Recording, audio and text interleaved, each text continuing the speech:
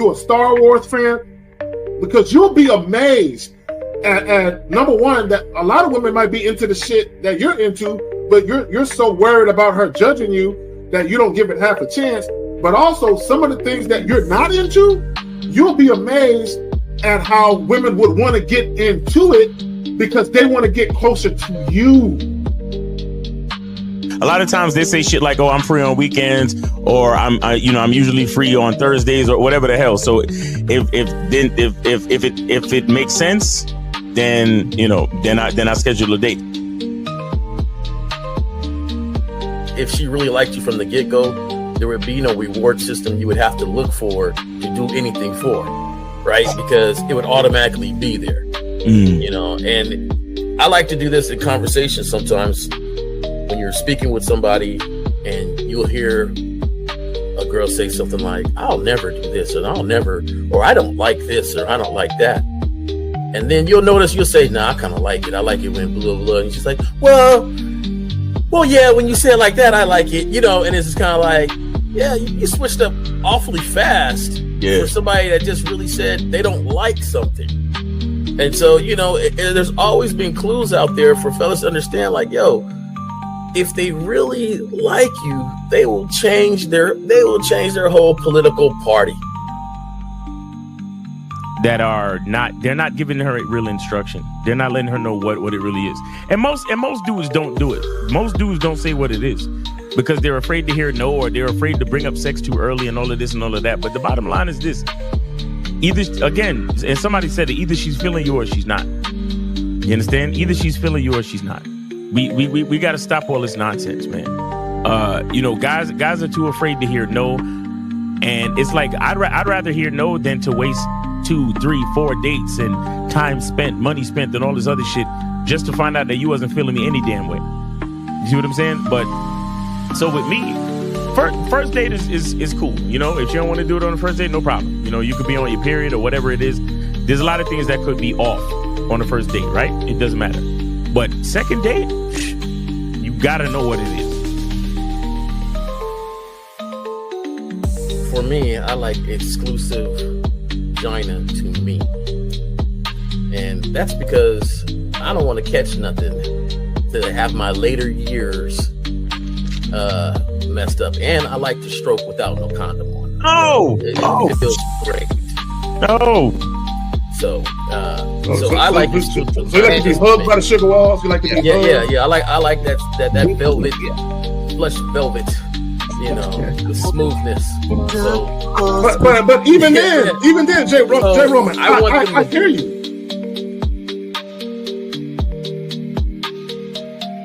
He don't get up for nothing. You understand what I'm saying?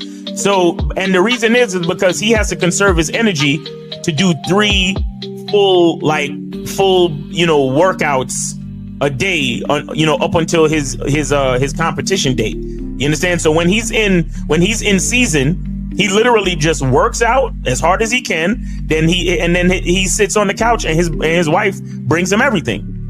The only thing she don't do is fucking piss for him, right? So what I'm saying is, it's one thing to have a wife that does it, because you said earlier, these were the words you used. You said a woman who says, "Oh, I rock with this dude, so I don't mind doing this." But see, it's a difference between a woman who doesn't mind and a woman who cheerfully wants to do it. Understand the position of a simp. Make sure you understand the position of a friend zone nigga. Make sure you understand that a man doesn't do anything for nothing. You understand? So run the game, be careful, and do what you got to do. Mm-hmm. And that's the right there, Jay Roman. And that's the problem. Your main chick should always be prioritized over all the new chicks. Right? The new chicks should not get preferential treatment. Right? So what would make it difficult for a lot of women is if you're giving girlfriend treatment to the new chick. Right? So this is why when you very first meet women, you have to establish boundaries and parameters where they got to earn everything. So that way, when the main chick is with you and she knows you're dealing with new women, she knows they have to go through the gauntlet too. They just don't get shit quicker. Like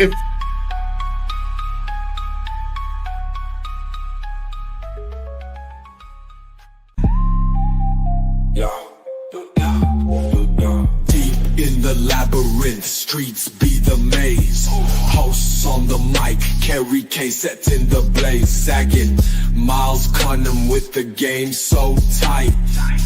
J. Roman lit the torch, keeping it right.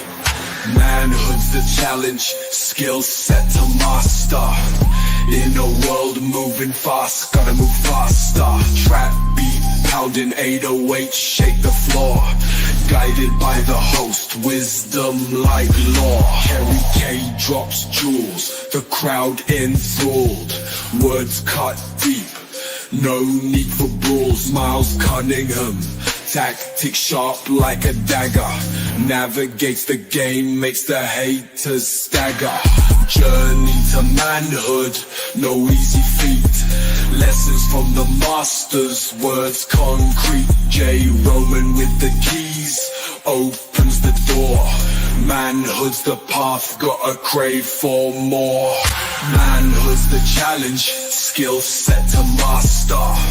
In a world moving fast, gotta move faster. Trap beat, pounding 808, shake the floor. Guided by the host, wisdom like law. Yes, yes. What's up? What up? What's going on? Ow. What's going on, man? What's going on, everybody? What's up? What's going on? What's going on? Happy- How was you guys' fourth? Dope, man. My shit was dope. I'm out here in Jamaica, man. I had what's the name? What's up? Fireworks and stuff last Yeah. night. It was Damn, dope. Jay Roman, damn, bro, you all right? You auto rejecting yourself, bro? You know what I'm saying? I guess this Skill game was set too much for him to master. bear, bro. He couldn't hang, bro. He had to go. J. Roman with the keys. Skill set to master. Look, yeah. Gentlemen and ladies, because I already seen the ladies in the chat. We do appreciate all that estrogen. We needs that. You know what I'm saying? Yes. We needs that. Inconsistency kills attraction with women. But here's the thing, though. It's not even just about women. Inconsistency can fuck up a lot of things in business relationships, other endeavors, even friendships, family members. If they're inconsistent, that can have an impact on your desire to want to be around them and shit. And the homie is back. What's up? You good? Everything what's good? up? I guess they had an update, and I just got a message that the engineers are working hard, but it's been inconsistent streaming. So I don't know what happened that caused me to drop out, but let's hope it don't happen again. Yeah. Hey, we all have been through it, bro. Some more than others. I'm not naming any names or anything. I'm just, just pointing out the obvious. But let's get it though. Now, before we get into this, and I really, really want to talk about it, the call-in number 18. It is working today, right? We got it open. Oh yeah, calling lines are open, man. So yeah, whenever you're ready. 1-844-672-7300. Miles just told you the homie is on vacation. He ain't playing with y'all today. No, we not. Not at all. Playing. So call the fuck in, right? Let me let me shout out some people real quick. I'm ready to go on the pool. I feel you. Real quick, and we don't have a video today, but I do have 5 points that I want to get to, and I definitely want you gentlemen's perspective on that. But I just want to shout out some people real quick. Wicked Scorpion, appreciate you, fam. Danny P. If I miss somebody, man, don't get upset. I'm trying to hurry up and go through this shit so we can get to this game. Danny P, what's up? Jillian, what's up? Mark Tavius, what's up? B. Will, His Holiness, Duca Lux, Facelli. Who else we got up in here? Unique 79, June Sports. Who else we got up in this piece? Rob Marine, Jazzy Jazz, what's up, girl? Storm. Who else we got? Phoenix Miles, what's good, bro? Who else we got? Frankie Shy. Let me see. I think I got everybody. Phoenix Miles, Bruce the Second. Blast Omatic, what's good? What's good? What's good? Joe Blast. I think I got everybody. If I miss you, man, don't get upset. It's none personal. Swag I am. Oak Town's finest. What's good, Mr. Go Blue? So the reason why this is important, what's up, King Ken?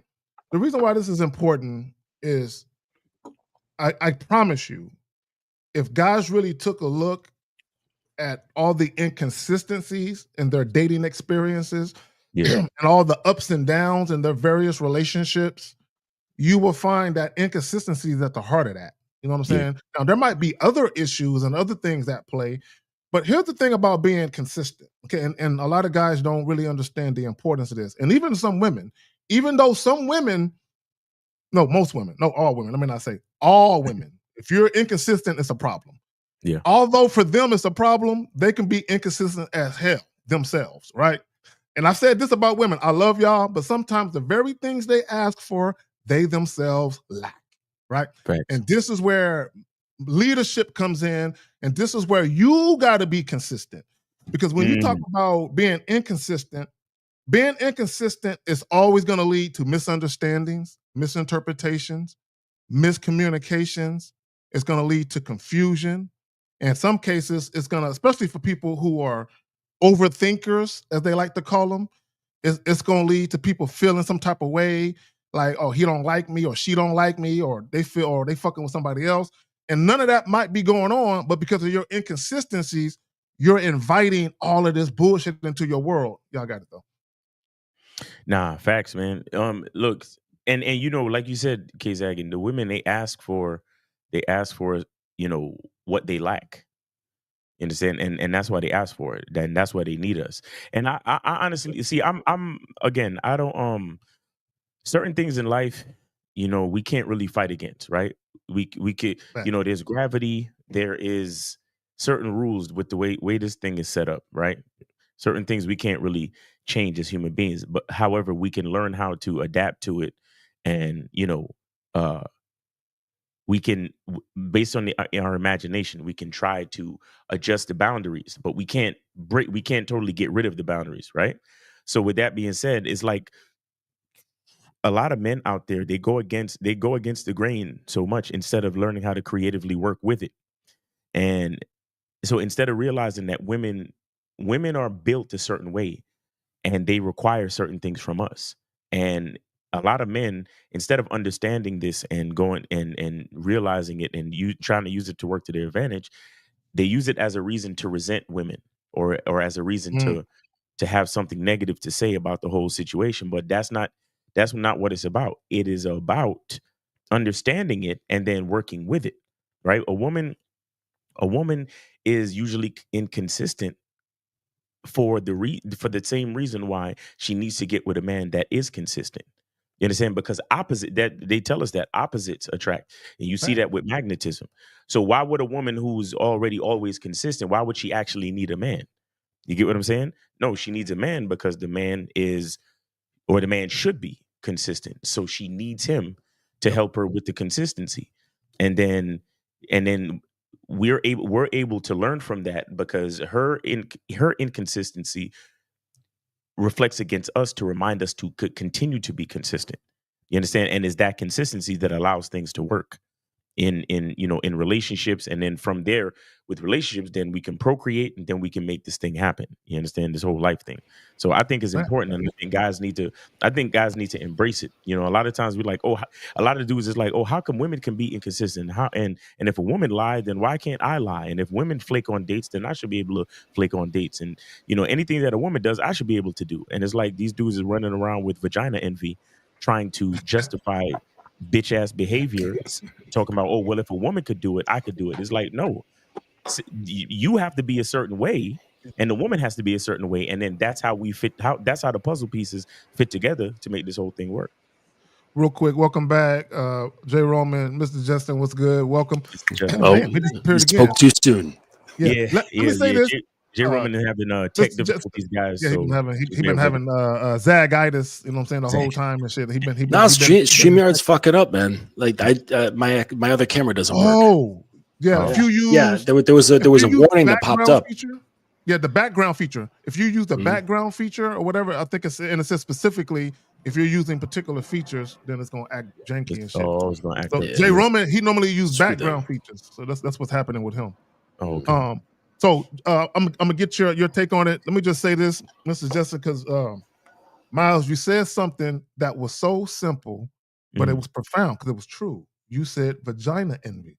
See, there used to be a time, and there still is with feminism, there used to be a time when there was penis envy. You know, I remember that. The pantsuit wearing chicks. It used to be. Now, guys, even with the drizzle shit. Yeah. The choosing signal shit. The why don't women take the initiative? Guys really do have vagina envy. Facts. They want to be bad bitches. They want to be a bitch with a dick. They really do. Because I guess in their eyes, they're like, women got it so easy. Wait, Zach, I want it like that. These days, they don't even want a dick anymore. Yeah. They Well, don't need it. They cutting it off, throwing it away. Shout out to Dave Chappelle. Don't need it. They taking the greatest gifts that God has ever created, and they just want to get rid of that shit. Exactly. Facts. Now, the responsibility, the privilege of being a man is it's a different thing, and unless you understand it, and unless you understand how and why you should appreciate it, it goes to waste on a lot of different males. That's why you got to call them males. Like, you were just born male, but you're not actually a man. You don't really fit the description for the position. Like, it's crazy. Yeah, absolutely. Yep. So, fellas, the call-in line is open. If you do have a question, by all means, please put a Q in the chat followed by your question. There is a question. Jay Roman, we're going to give it some time to cycle. I'm going to bring you in just a moment. Give me a second, brother. All right. If you're using the background, real quick before I bring you in, I know you can hear me. If you're using the background feature, it's going to keep acting up, but I'm bringing you in. Okay, I guess you stopped using that shit. All right, cool. So Trendy Now, he says, do you think there's any truth that it takes 21 days to make or break a habit? Not necessarily. It depends. It depends. Like, if you're an alcoholic or drug addict, a lot of that shit is physiological. For a lot of people, it's going to take way more than 21 days. So I think it would depend on your level of dependency when it comes to your mind and all that other shit. But y'all got it. Yeah, I'd have to agree. Even if there's no chemical addiction, most habits have deep roots, and they're deep roots psychologically. And you might be able to stop a particular behavior or something like that, but that doesn't mean that you're not still connected to it psychologically. So you're still fighting within yourself that internal battle. But and on the outside, they'd be like, oh, he's not doing that thing anymore. But inside, that struggle is still happening. So it's always I think a battle. it takes a lot longer. I agree. I think for some people, it's a lifelong battle. Like, even for some people who are alcoholics, they cannot go around alcohol. And like, literally, it's decades. And they got to do it for that because they have triggers. Like you said, it's deep rooted. But y'all got it. Right. Bro, nice guy syndrome. It's like the same shit.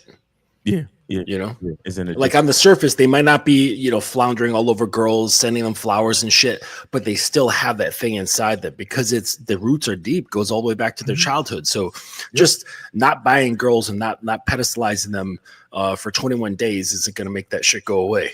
Right. Nope. It's still going to be in you. And the funny thing about it, the sexier the chick is or the badder she is, you're going to revert right back to your old shit, just like that. Right. Oh, right. Or if some kind of struggle happens. So this happens with one of my guys. Like, when things are going good in his marriage, everything is super smooth. He feels grounded. He can lead well.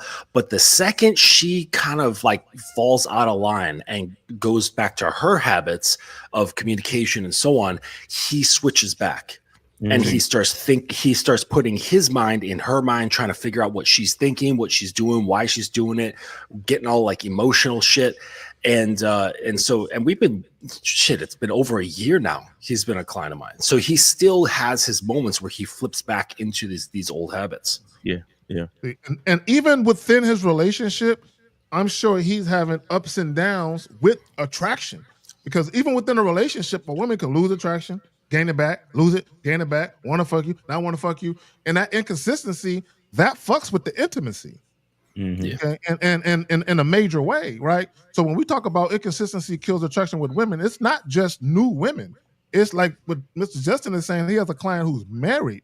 So I assure you, those inconsistencies when he's flip-flopping, and see, you can't do that with women. You can't. Because you become very unpredictable unreliable, and it fucks with the security of the relationship, and it fucks with the trust of the relationship. It fucks, and it also hinders the growth of the relationship when you're inconsistent. Y'all got it, man. We got questions all over the place now, but y'all got it. That's good. Well, the thing is about a consistency and inconsistency is that one of them is reactionary and one of them is not. So you can't be non-reactionary and be inconsistent, right? They like being reactionary is very inconsistent because the stimuli isn't in a pattern, right? Stimuli just kind of happens. It comes in at random points. And if you react to these things, that makes you inconsistent, right? Consistency has like the same fucking thing no matter what the stimuli is, no matter what's happening. Good day, he's the same. Bad day, he's the same. Yep. Neutral day, he's the same. It's like sunny day, rainy day, fucking tornado, it doesn't matter. She's like, all right, I'm the same dude, grounded, sitting on my square, doing what I need to do. Right. Nah, yeah. Yep. We got a couple questions, and that shit right there, that because when we talk about, matter of fact, hold on real quick, and then I'll throw it to Jay Roman and Miles and shit. I just want to bring this up. Not staying the same throughout, acting at variance with one's own principles of former conduct. So as a man, how can you ever develop standards by which you adhere to if you're inconsistent? So if you're bringing a woman into your world, she's an inconsistent creature. You're an inconsistent creature. Both of y'all are there's chaos all through your fucking relationship. And you know where it starts? How you first meet women. So for all you guys that switch up, oh man, you know what? She's acting this way. Let me chill and let me not say what I really want to say because of her, because of what she said. So you're switching up for the woman. So the whole it began with you switching up. It began with you being inconsistent. So it was built on shaky ground. The whole relationship is built on wobbled ground. What y'all got? Right. Yeah, you got it, Jay Roman.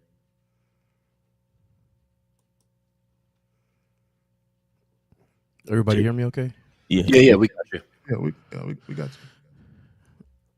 All right. There was a question that was posted by a Marro, Marro, if I remember. Mm-hmm. I thought he asked a good question when you guys were talking about, especially when Justin was talking about inconsistencies and being consistent even in a relationship. And when a woman submits to you and you have an instance of inconsistency in your leadership, how does apologizing and taking accountability for it impact the attraction and desire she once had? All right, I'll jump on it first. So right. Pause, big pause.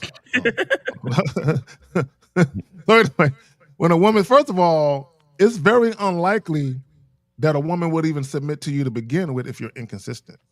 Right. It's very, very unlikely. Very, very, very unlikely that a woman would submit to you if you're inconsistent. But also, it's very unlikely that a woman will submit to you if you've already submitted to her. See, a lot of you guys, your actions or lack thereof, you're already, anytime you wait on a woman or anytime you're flexible and you kind of let the woman set the tone for how your interaction is going to be, you've already submitted. So she really can't submit to you. But what happens though, Mauro, is eventually as a relationship progresses, you try to establish boundaries. But you already gave the chick too much, too soon. So there's no respect for those boundaries. There's inconsistencies where sometimes she listens and sometimes she don't. But y'all got it. Well, the one thing I don't like about the question is that it's like he's already assuming that at some point he will be inconsistent. And so it's like he's already giving himself some type of out or excuse to falter in his masculine identity, right? And I understand that, right? Because we're not, none of us are perfect. But at the same time, it's like if you sometimes it's like you can't predict the weather, but if you keep telling yourself it's going to rain, chances are it's going to rain. You get what I'm saying? Like certain things, right? And so the thing is this: if you have that type of mentality, then just make sure you bring your umbrella. You understand? And you know, when it comes to apologizing or taking accountability, it still had your consistency and character has to hold true, right? Everything still has to stay consistent as far as your character, because things are going to happen and you're going to have to maintain your character. You're going to have to maintain your manner. You're going to have to maintain your poise and be accountable, and don't be, in my opinion, I think it's taking accountability doesn't mean that you lose value. You understand? A lot of people think that when you make a mistake, it takes value away from you. And I try to remind my guys that, in life you can only control yourself and how you respond to things that happen in life, right? So you maintain your consistency of character even during the apology, even during your ability to take accountability and to let your woman know, hey, I messed up, or this is what it is. But it's when you start to think of yourself as less than, or when you start to lose the overall confidence because you made a mistake. You understand? And so it's like, in my opinion, have the confidence to trust in your ability to stay consistent instead of worrying about what will happen if you're inconsistent, right? Because doing that, to me, is like the first step to diminishing your own confidence. You understand? So my thing is how the question is worded, and then in that respect, still have confidence even when you take accountability, even when you apologize. There you go. I might have gave this person a little too much clout after listening to y'all with this. I thought it was an excellent question because as human beings, we're not perfect. Of course. We're all fallible. Well, for him, and it's so, definitely a and question so, for him. Yeah, and so, if you are inconsistent, now inconsistent to me means a period of time and not just incident. So Thank you for saying that. Because yes, that's a very good point. Being inconsistent is one thing, but actually just making a mistake in one instance is a whole other thing. But yeah, go ahead. I'm sorry. Right. Yeah. So if there's been forgetting something that, come on now, like but my bad, J. Rum. I just want to say, forgetting something is one thing, but pretending like this is what you do, then you fall off because it ain't what you do is another. Right. Exactly. Yeah. Right. So if you were inconsistent for a period of time, apologizing and taking accountability for it is a good thing. Mm-hmm. However, it doesn't stop there. Mm-hmm. You have to actively get back on it. And so that apology is they're going to do two things, because it doesn't do anything in the moment. Mm. It only holds up if the consistency continues to be there throughout. So you could say, hey, you know what? I know for the last 6 months, I haven't really been doing what I'm supposed to be doing and everything like that. I'm sorry. I apologize. I'm going to do better. Well, that doesn't mean anything. It just sings, like, oh, okay, we both know what you've been thinking and what she's been thinking. Yep. Now it's the action that means the most. Mm. And I think you can't have too many inconsistencies in periods of time. Mm-hmm. And the funny thing about it is especially the same type of inconsistencies. Yeah. Just you can't have a multiple periods of inconsistency. Yeah. Because then that just proves you're an inconsistent person. Yeah. I mean, either way around, same type or different. Yeah. So but the thing is, you're a leader, so you could take this moment, and it's very impactful if you show her how to take accountability and then turn that accountability into actions so it doesn't happen again. Mm. And I think that you still can lead in this situation. The only thing you can't do is worry about her attraction and desire. You're more worried about your attraction and your desire to yourself. Because I tell you right now, if I'm inconsistent in anything, I'm in my head and disappointed in myself more than she could ever be disappointed in me. Mm. That doesn't even matter. Because my whole battle is me versus me trying to be the man that I want to be and being consistent with that person. Yep. Real talk. Nice. Great point. Yeah. I'm glad you said that bit there at the end, Jay, because the attraction thing should be the least important thing on your mind. Like the fact that he's looking at it from how will this affect her attraction to me means that he has a faulty position to begin with. Exactly. Yep. So he's like, this, how will it affect her attraction to me? Mm-hmm. And when making that the crux of his angle, and that really shows that he's not it. You're like, dude, you got work everything to do. is for the woman. Everything is with the woman in mind. You've got work to do. Now, as far as like inconsistency goes, what I have to say is depends on your scope. So if you zoom in and at the specific actions, you might see inconsistencies. But if you zoom out and you look at the overall view of the behaviors of your identity, owning your shit is part of that. Mm-hmm. Right. So whether you're interacting with somebody else or you're just dealing with yourself or whatever, owning your shit is a massive part of being on the path of man. You can't sweep things under the rug and pretend that you committed to this thing or that you wanted to do that or whatever, and pass it off like, oh yeah, I'm still on top of my shit. Like, you swept something under the rug, right? And so that's what I'm saying. So like owning your shit, that's like an overall thing. So in this instance, owning your shit is doing the right thing. Right? Who cares if it has an effect of our attraction? Okay. So just a quick story. Recently, one of my clients, he had this back and forth with his girl. They weren't fighting or anything like that, but he said something in a way that made her feel really isolated and rejected. And then she got down and he didn't know what to do with it. Okay. Because this is a lot of guys. They don't know how to handle a woman's emotions. So she got really depressed. And it was even more so because she just started her period. So all of her hormones were in the tanker. And so, and he's like, all right, well, I'll just give you some space for a couple of days and let you sort this out. And then when you're feeling better, you can come back, come back and talk to me. And I said, bro, that's the worst thing you can do. Basically, like, you said something that had her feel insulted. She took it even in a worse way because of her hormones. And then you just put her in a little rowboat and pushed her out into the middle of a lake by herself and said, figure it out. I only want to hang out with you when you're feeling cheery and happy. So what that did was it says, oh, he has no consistency. Like, he's not the same guy. It's like when he's faced with something that he can't handle, he's like, oh, I can't deal with this. And I push her away.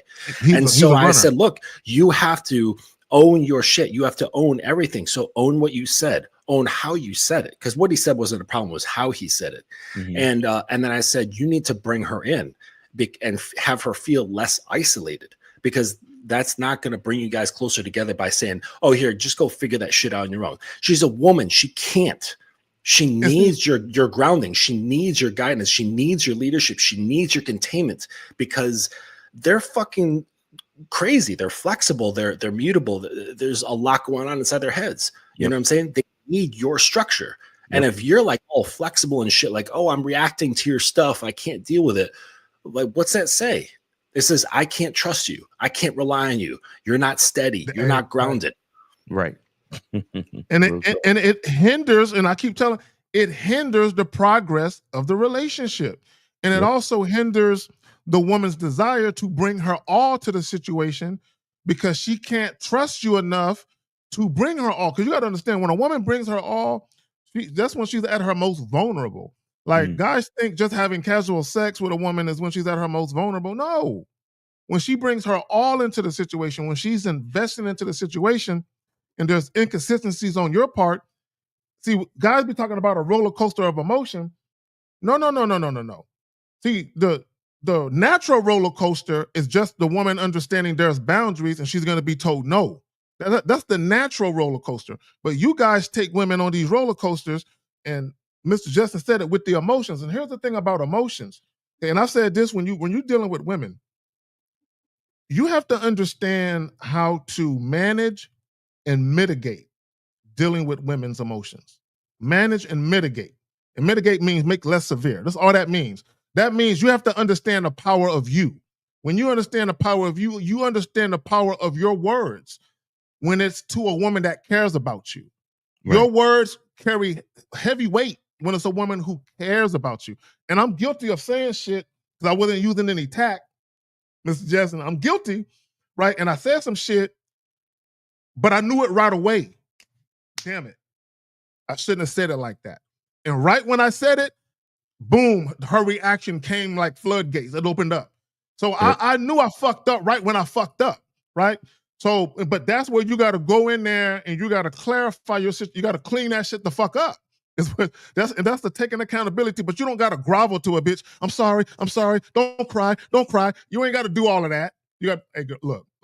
Let me clarify that. It came out wrong, right? and I'm guilty of that because I really be having I don't give a fuck attitude, but it's to my detriment from time to time. But I got it.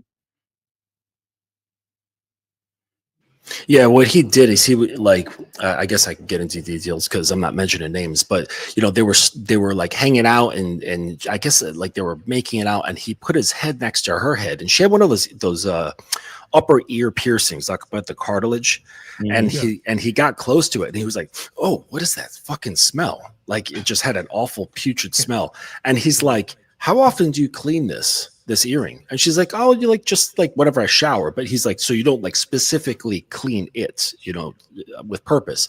And she's like, "No." And he's like, "Yeah, it kind of smells bad." Right. And so she felt, all women, as we know, are insecure. So that hit her. Plus she was on her period. So her hormones are way down. So it was like a double whammy and punch in the gut. And she got kind of pulled back. Right. She felt rejected. She felt on the spot. She kind of didn't know what to do. And then she's like, "Actually, I'm going to go." And he's like, "All right." And he's like, "Let me know when you're feeling better. Contact me in a couple of days." I'm like, bro. I was like, in that instance, what you should have done was just do what needed to be done, which was, "Hey, do you clean this often?" No. Right then and there, just move, go get a Q-tip, go get some alcohol, clean the fucking thing. That's where the leadership comes in. And make no comment about how it makes you feel. Like, who gives a fuck? You know what I'm saying? You're noticing a small problem and you fix it. Right. That's it. I got it. Real quick, my bad. I just want to tell a story before I forget it. My bad. J-Rom, I'm going to pass it right back to you. Years ago, I had this coworker. We was cool. We used to hang out from time to time. This chick came to his crib. Right, for the purpose of sex, they had talked about it. And when he, took the clothes off, she wasn't shaving. And he was like, instead of getting upset about it, he said, He said, "We ain't doing shit with all of that right there." He took her to the bathroom, gave her a clean razor, and said, let's get this shit off. Right then and there. You know what I'm saying? That's what leaders do. Something wasn't to his liking, so instead of just berating a woman and saying shit, he said, "Let's fix this shit." But he did it in a way where she still maintained her level of attraction and her, "Okay, I'm going to follow you. Do what you want to do. Go ahead. Let's save this shit. Whatever you want to do." Right. But y'all got it. Yeah. So I just think there's different levels, right? We all know there's different levels, and you learn and you become better. You grow and become better. And so I know a lot of guys will think leadership is, because we tell them too, and it is one of the aspects of being direct, right? You can't and hum and you got to say what it is and be real about it and understand what you're saying. Say it from your chest. Yeah. If you ever got into like a management position and things like that, a lot of times they take you through this class, right? And basically, in the class you learn how to say stuff with tact, and they always, I don't know about if anybody heard, but there's like a group of sentences. And I remember one of the sentences where it's like, pass me the tea bag compared to pass me the tea bag, right? Just the way you pause or the way you gesture makes the difference in a sentence, right? In leadership, right? So when you have these people, you can't say things a certain way so directly because they will feel a certain way about it. I remember asking somebody to re-put paper into the printer, and I guess the tone I used and how direct it was, they just, "Well, you don't have to yell at me." And I'm like, yo, just put the paper in the printer, okay? Right. That's it. Whoever the last one to do this and do that, I'm sorry, but at the same time, how you say stuff really matters.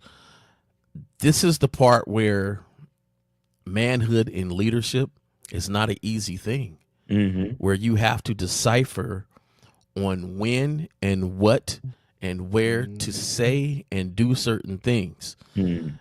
It would have been just as easy for him to say, hey, let's clean this. Let's clean this real quick.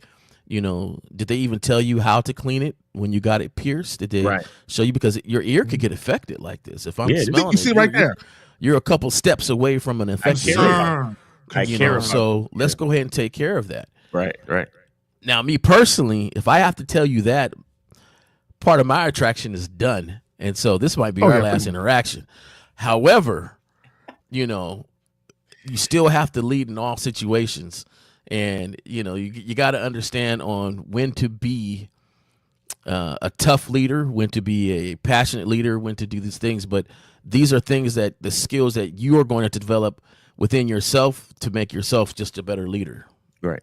And I just want to keep in mind that, guys, you know, we're talking about women that we're actually leading, not just chicks that you still got to know the type of chick that you're talking about, because not every woman deserves your leadership. So. Yeah. You should be saying shit to a woman that's not under you.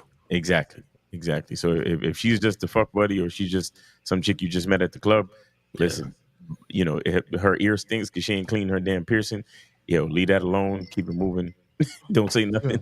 Get what you came to get and bounce. Yeah, that was just another. I want to talk about also inconsistencies when you very first meet women.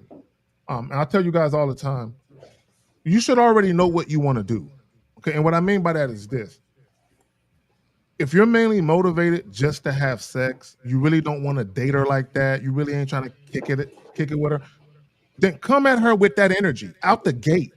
If you're interested in dating a woman, but sex is definitely a must, then, you know, I like what Elle and Miles say about the 2-date minimum shit, and I'm with them on that. By the second time I see you, come on now, like, hey, look, we grown ups, you know, don't play with me.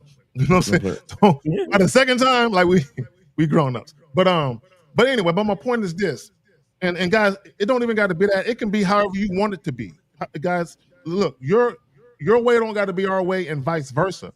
But you need a certain way that you do things. You need to establish a certain way that you do things that's in alignment with how you want your relationships to be, and never deviate from that.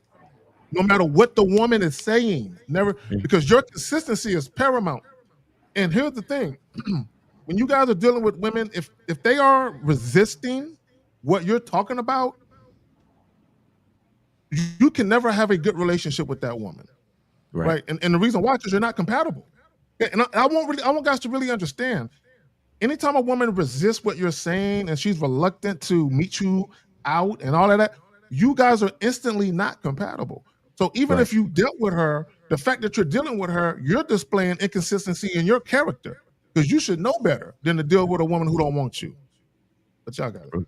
Real talk. All right, guys, call in, guys. 844-672-7300, 844-672-7300. Phone lines are on. Go ahead and call in. Okay, you need to re-ask your question. This is a very elementary way to ask a question. What is the relationship with consistency and discipline? First of all, you need to have that for yourself. A lot of you guys, there are things that you lack that women desperately need, right? In order for the relationship to be mutually beneficial and healthy for both people. There are things you lack yourself, and you're trying to get into a relationship. It's like you guys are trying to bake a cake without the eggs. Right. It ain't gonna happen. Right. So you need the consistent discipline with yourself. Go ahead, Miles. So I'll say this about in from my perspective, consistency and discipline. So discipline to me, I don't know why, as soon as I start talking, my camera starts to do this shit. Anyway, discipline to me, I think, is the mindset, and consistency is the action. Mm-hmm. You understand? So I think if you have a disciplined mindset, then you're able to be consistent more efficiently, right? Meaning that you're able to do the same thing over and over, keep a schedule, your time management skills are in place because you have a mentality of discipline. And so, you get closer to your goals faster and more efficiently because you have the mindset that takes you in that direction, and then you also execute action of consistency. So I think that's where it is. One is mindset, one is action. No, I thoroughly agree with you on that one, Miles. In fact, I think discipline is one of the true baselines of of manhood. A lot of times when I mentor some of these younger guys that's going from 17 to 18 to 19, I let them know, like, hey, there's no restriction right now. Nobody's going to say you didn't take the trash out. You're in trouble. There's nobody that's saying any of this stuff. You're on your own. You're doing things. You got your job, your car, your place. There's nobody that's going to say, hey, you left that place clean. You're in trouble. You can't go out tonight. So you have to develop the discipline within yourself to make sure these things are taken care of. And to me, that's a strong baseline. If you're not disciplined, then it takes everything off the board. You're not going to be consistent in nothing. That's right. Also, being indecisive. My bad, real quick, Mr. Justin. Indecisive. When you talk about consistency, when you talk about indecisiveness and all these things kind of tend to be around each other. A lot of guys, they lack the ability to make choices for fear of making a mistake. This is why guys have the analysis by paralysis. What if I say something she don't like? What if my breath stink? What if I'm not tall enough? What if my chain is too little? And you know what I'm saying? Or whatever the fuck the case may be, right? All these different things lead to indecisiveness. So I assure you, an inconsistent man is also pretty much indecisive. My bad, you got it. Yeah, I was going to say that discipline is the inner sovereign. So it's the capacity to choose action over inaction, discomfort over comfort, the demanded over the desired. So discipline is like honing a blade, right? If you've ever gotten into metalwork, like sharpening knives or anything like that, discipline is the thing that hones the blade. Consistency is the pattern created by discipline. And so if you were keeping it on the knife metaphor, discipline is the blade that's created. The consistency is the cut that the blade makes.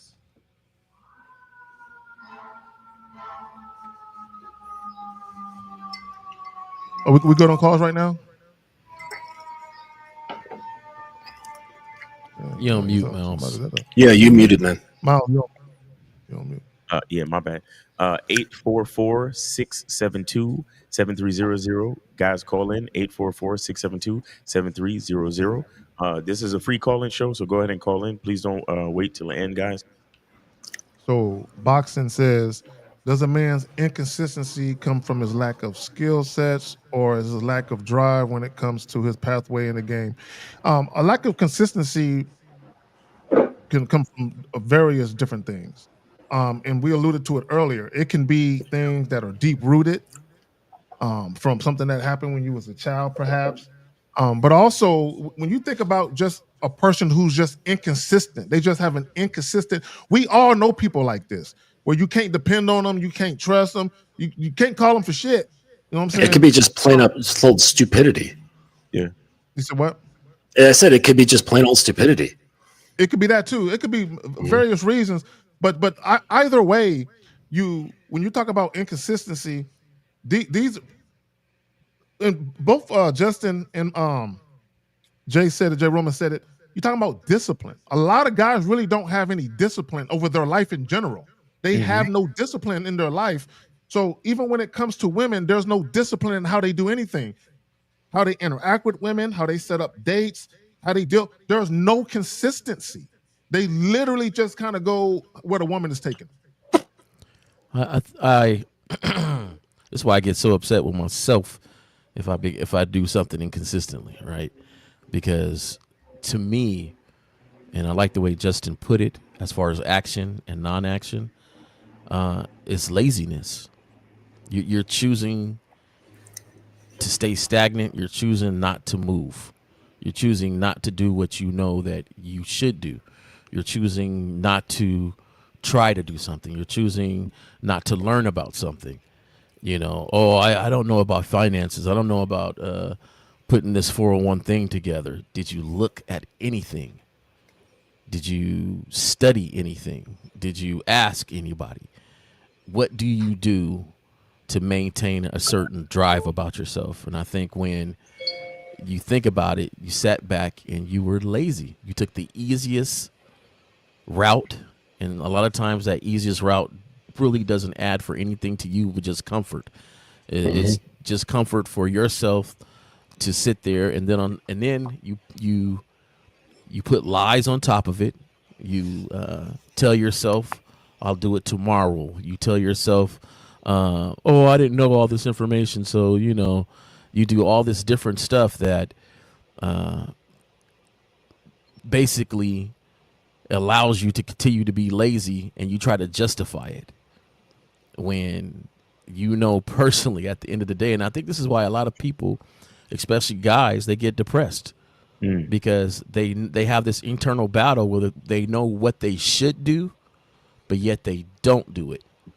And to me, it's just a lot of times it's just an act of laziness. You said internal battle. Part of being indecisive is cognitive dissonance. When you have this internal conflict. Okay, and what I mean by that, when we talk about inconsistency, you have a lot of guys, they have a certain view of sex that doesn't jive with them trying to get sex, if that makes sense. They have a certain view of women and sex that doesn't jive with their desire to want to get into casual sex encounters. So what I mean by that, if you have a guy who thinks promiscuous women or horrible, or women's body counts, or anything negative about women having sex, but yet you're trying to engage in casual sex yourself, you're going to have inconsistencies in how you deal with women. It's guaranteed. But y'all got it. Oh, I wanted to say something real quick. The question about the drive, is that question still up? Can I see it again, please? Yeah. Let me grab it. My bad. Where is it at? Was it this one right here? Right. Yep. Yeah. So when you again, I'm always looking at words and how they're being used. So he said his lack of drive, right, when it comes to his pathway. So when I hear words like drive, I think of motivation, and I always tell guys, motivation is feminine. You understand? Consistency and motivation are two different things. Like drive is similar to motivation. So it's like, to me, what you're saying is the amount of energy that you have to go after your goals. You get what I'm saying? Like, oh, are you driven? Are you motivated to do this? Are you know what I'm saying? Are you excited about moving in this direction? Again, I need guys to understand, when it comes to consistency and discipline, these two ideas do not care how you feel. You understand? Motivation is to me, is like in the beginning of the year, people set their New Year's resolutions. Everybody's at the gym. Everybody's eating right. All of this bullshit. But then by March, February, it's like, oh, people start to fall off because the gym's a ghost town. Yeah, the motivation the motivation goes away. Yep. The drive goes away. You get what I'm saying? Consistency, in my opinion, has nothing to do with drive, has nothing to do with motivation, because even the beautiful part about consistency is that even when you feel like shit, you still wake up at 6 o'clock in the morning, take your ass to the gym, get on the treadmill, lift the weights, whatever you're gonna do. Even if you don't do it at your full intensity, you still do it. You still do 5-6 sets of whatever the fuck you do. Because it's not about how you feel and your drive. It's about, I'm getting it done because this is a necessity for my day. It is in my schedule.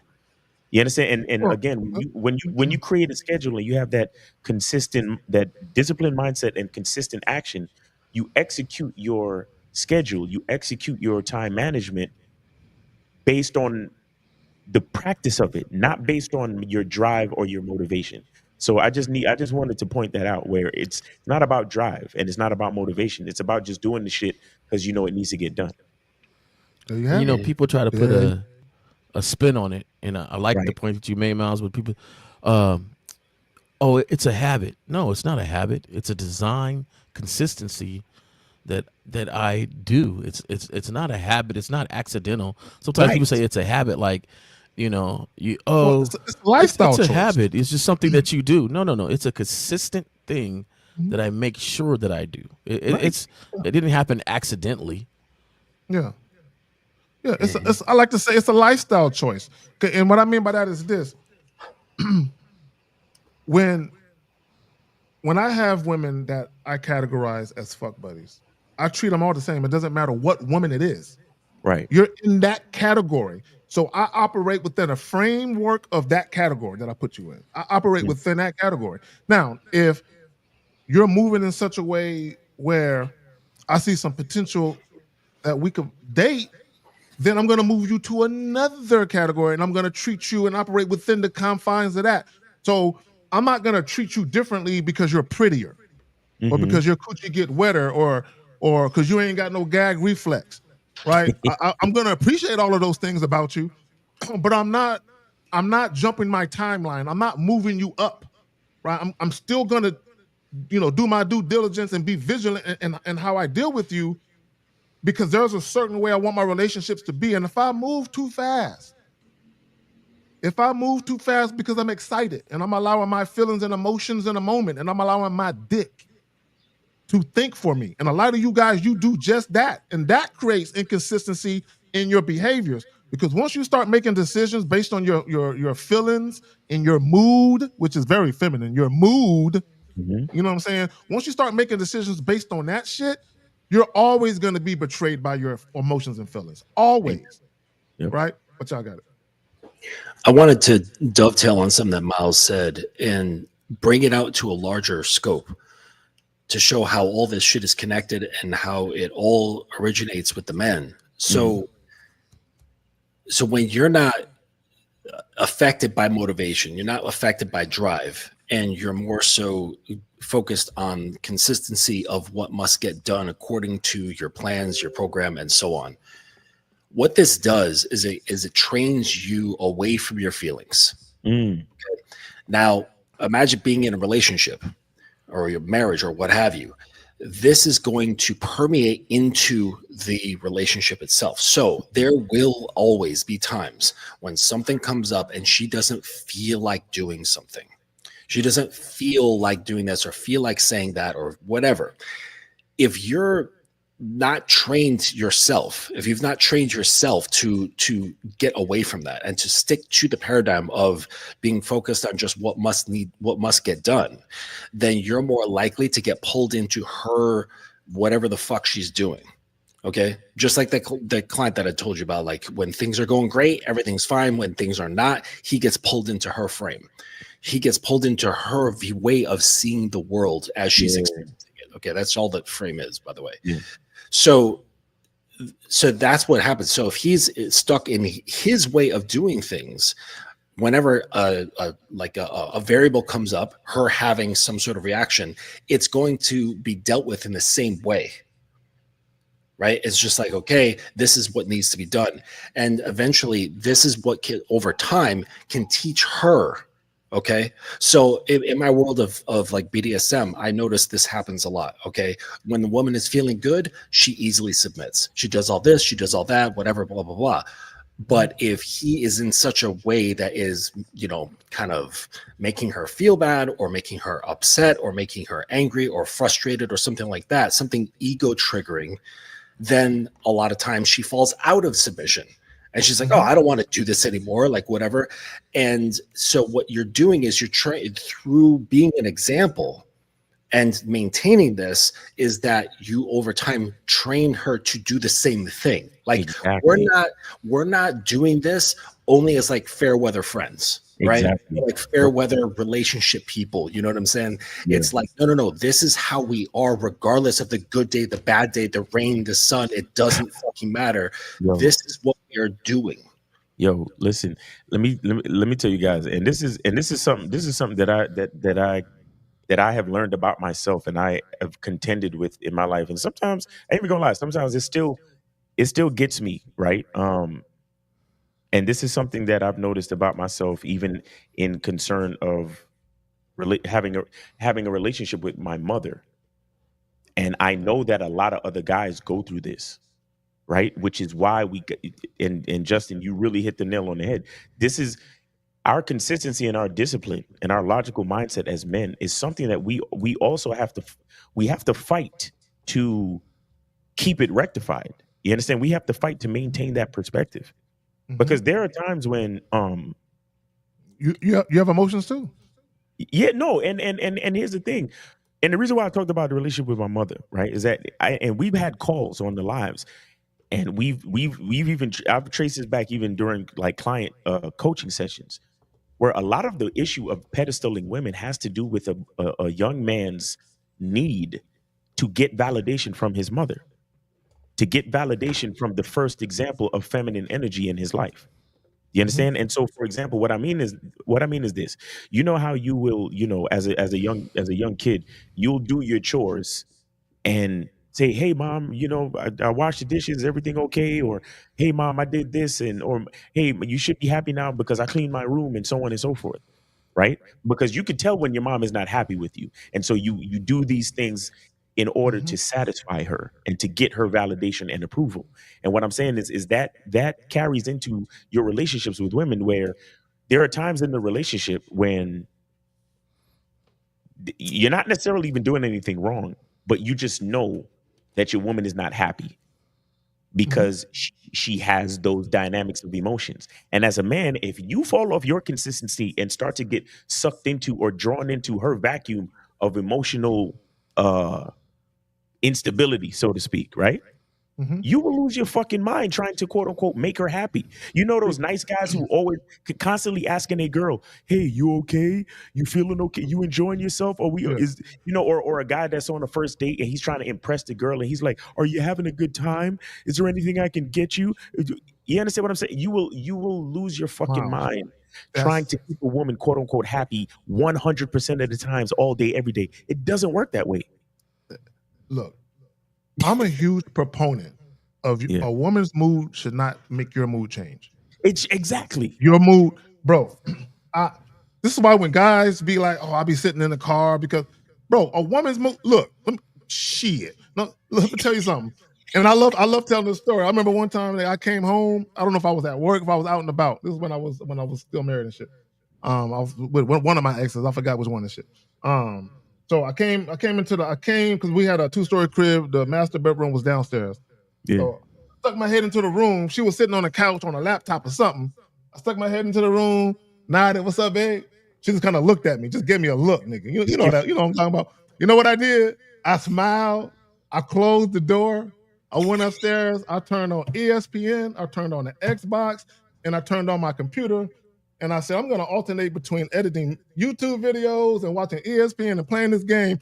I was going to spend time with her today, but she ain't going to get that time because she in a mood. And whenever she's ready to talk about it, she can come talk to me. But I'm not going to let her sour mood, nigga. I'm in a great mood, right? And that's what I'm saying. Your mood should not be impacted. Now, if it's something serious where your woman just found out that her mother, got a terminal illness or something like that, that's a little different, right? I Different story. Right. No, it be them times. It be the times where whatever's going on, and it don't even gotta be PMS or nothing. There are just times when whatever's going on in her mind, she ain't totally satisfied with whatever's happening at this moment. And so a lot of dudes expect for every moment of their relationship to be cheery and rainbow and laughing. And, it's not always like that. And some guys get really insecure if their woman is not always on 10 emotionally or mood wise. It's like, no, brother, no, you relax. You stay consistent. Let her fluctuate. You maintain your situation, your mindset, do what you know you're supposed to do, stay consistent. Because here's what happens when you allow her like emotional fluctuations or mood swings, whatever you want to call them, to change your mood, then the both of y'all is fucked up. And no one has anyone to look to. There you go. You see what I'm saying? So it's important for us as men to maintain that consistency. And that's what women are attracted to. They want to have the freedom to emotionally be to emotionally fluctuate, but in the back of their mind know that they have you to lean on. You see what I'm saying? And that's what makes them attracted to you. And I think that's for those who have sons, need to teach them that too at a young age. Right. To say, "Hey, let's go do this over here. We're gonna let that have its moment. We're gonna let that moment be there." Go. And the way you handle things around your children means they're observing and they're seeing. So a son can observe his father, be like, "Oh, okay, Like I have, one of my sayings that I say is, look, your bad day ain't gonna be my bad day. So I'm not gonna. You could be having a bad day, but it doesn't mean I'm going to have a bad day too. So, There you go. And again, and to me, I'm all about communication. Because sometimes women look, and I've said this about women. I love women, but when you are in a relationship, well, not a relationship with a woman, but when I'm in a relationship with you, rather, she's gonna have bouts of insecurities all the time. You know what I'm saying? So that's why you gotta stand firm in your shit, and you can't be inconsistent. Because when she's going through her bouts of insecurities, and when they're on a period, that can definitely happen, right? So, but when you're acting all girly and shit, and she's going through that, you got two emotional motherfuckers. That don't work. It creates problems. Yep. The woman, the man is always the guiding light for the woman. Always the guiding light. Shout out to Renee, and I'm gonna be your guiding light. Oh my gosh! Lots of love to the panel. Blessings to carry always. Yes, Daddy. Yes. Grab the wand. Shout out to Unique 79.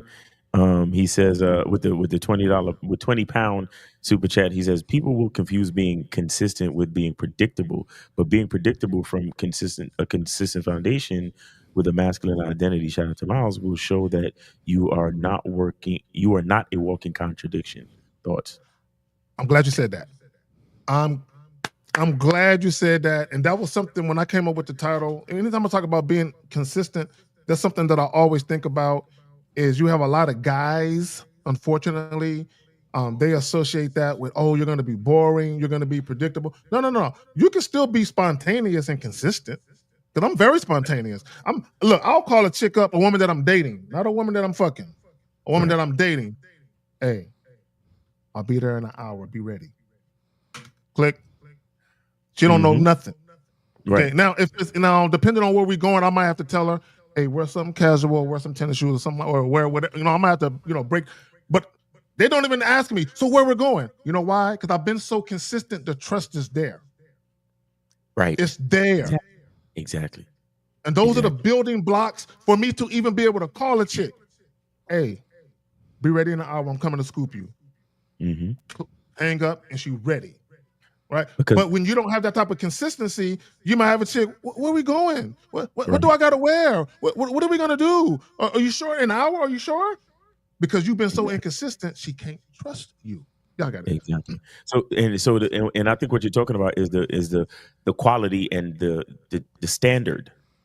You understand? The standard is consistent, but that doesn't mean we're going to go to the same place every time. That doesn't mean but the places that we go to are going to be of a certain quality and of a certain standard.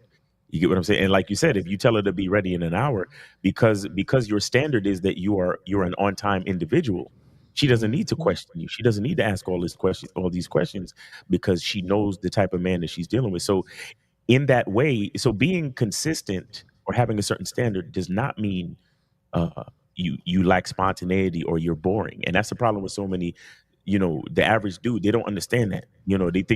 They think, oh well, if I want to be exciting, let me pick her up 15 minutes late. And it's like, nope, that's not how that works. That's not how that works. I'm actually never spontaneous.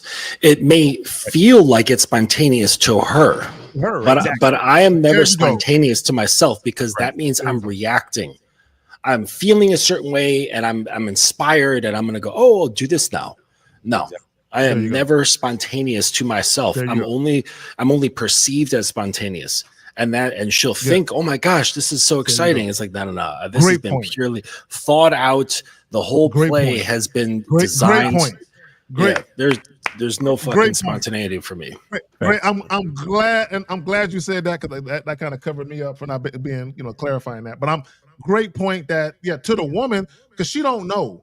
But in order for you to even call and say, be ready in an hour, you already got the plan. You've already executed the plan, right? So, because you already know.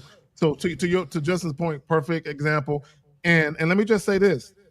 And regardless of what guys think, women are not robots, meaning not everything has to be on this tight, pristine schedule to her.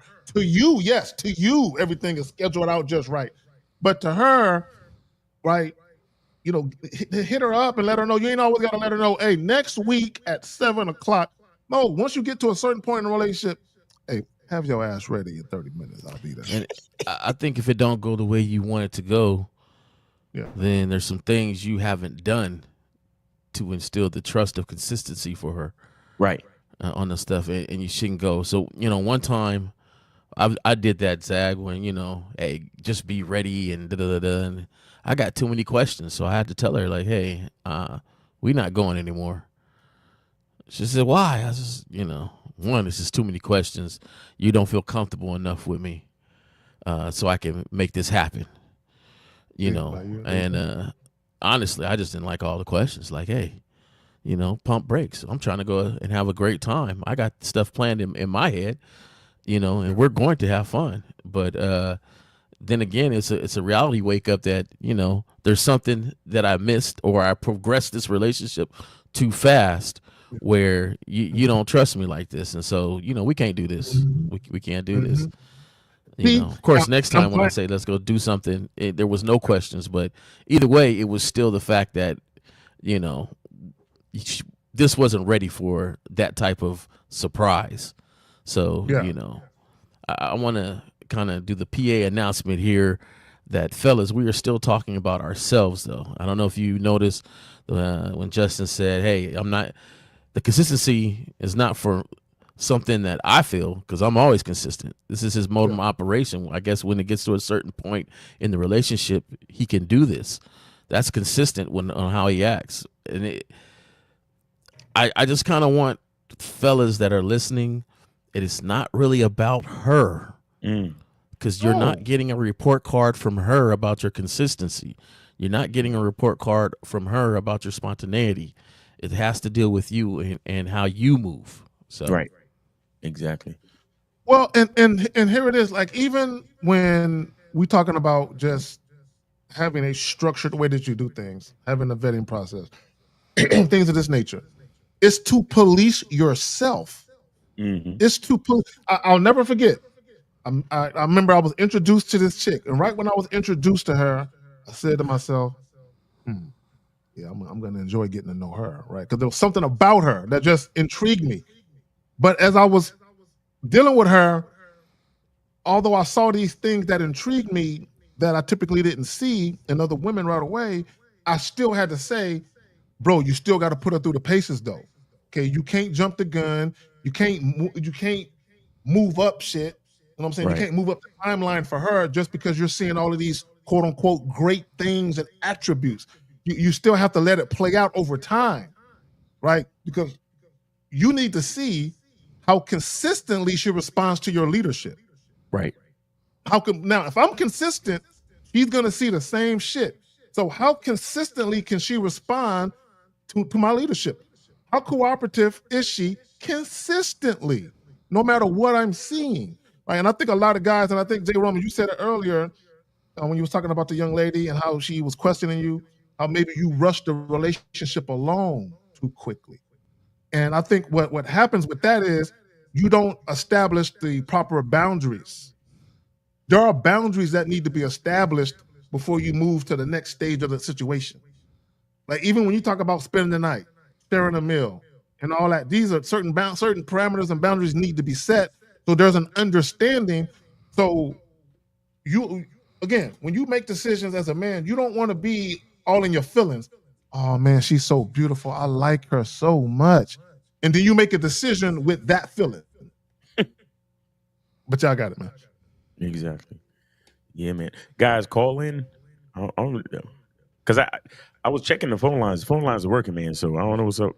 844-672-7300. Guys, please call in. Don't wait till the end. Go ahead and call in. Buckeye 22 says, have you ever dealt with a woman who wasn't drawn to you as a man, but the feeling your masculine presence gave her, like an energy vampire? It's a weird question. Yeah. What's an energy vampire? Or a woman who wasn't drawn to you as a man. I'm a man, so a woman is always, any woman is, even when a woman doesn't want my dick, she's still drawn to me as a man because I'm a man. So Is the energy vampire one of those pill things? No. It's just somebody who so it sounds to me like he's saying this girl didn't like me for me. She liked me for how I made her feel. And that's what she was after. Right. All right, hold on one second. All right, so we got 205. 205, you're on live with the Manhood is a Skill Set Show. Name, age, city. How can we help you? I'm having a man. Stefan, Birmingham, 31. All right. What's going on, man? How you doing? How old are you? Excuse me. What's your question?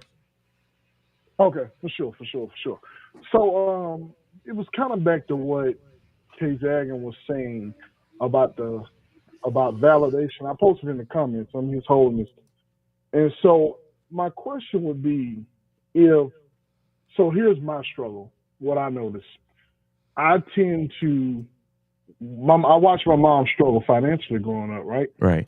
So I would watch if I'm dating a woman or whatever, and they say, man, I got to pick up this from Walmart, or I got to get this from Target, and I got to wait for 2 weeks. I ain't got the money. In my head, I automatically go back and relive the times where mom didn't have it, and now I feel the need to do something about it because I don't want to relive that. Mom is deceased. So my question is, how do you get the validation, or how do you change your mindset to where that behavior don't exist anymore? Well, so you're needing that. Are you asking about you getting validation or seeking validation? Well, yes. Well, here's the thing. You made this statement, and I realized it is true of myself. So you were stating that guys will need to be validated by their mom through their interactions with women they're dating, and that's what I thought I heard you say. So you were saying based on. Yeah, and I'm not sure if I quite put it that way, but that is true. I think someone else might have said something, but what does happen is a lot of guys, they feel a desire to be needed, and a lot of times that could be financial, but it's not so much about giving women money. It can be she needs a ride. I'll take her. I'm not going to ask for no gas money or nothing. Oh, her phone's about to die, man. She needs to talk to her kids. Right, so guys they'll rationalize what they're about to do, but it's almost like if I can feel needed by this person and I do things for this person will endear themselves to me because of what I'm doing. And what usually happens is guys do shit on the front end for that validation, and then when they don't get reciprocation, and sometimes it's not even looking for a reciprocation, y'all just looking for gratitude. Some type of appreciation, and then when you don't get it, you get upset at the chick, you get upset at the woman, and that's because you're doing what you're doing. You're not really doing it from a place of sincerity. You're doing it from a place to feed something within yourself.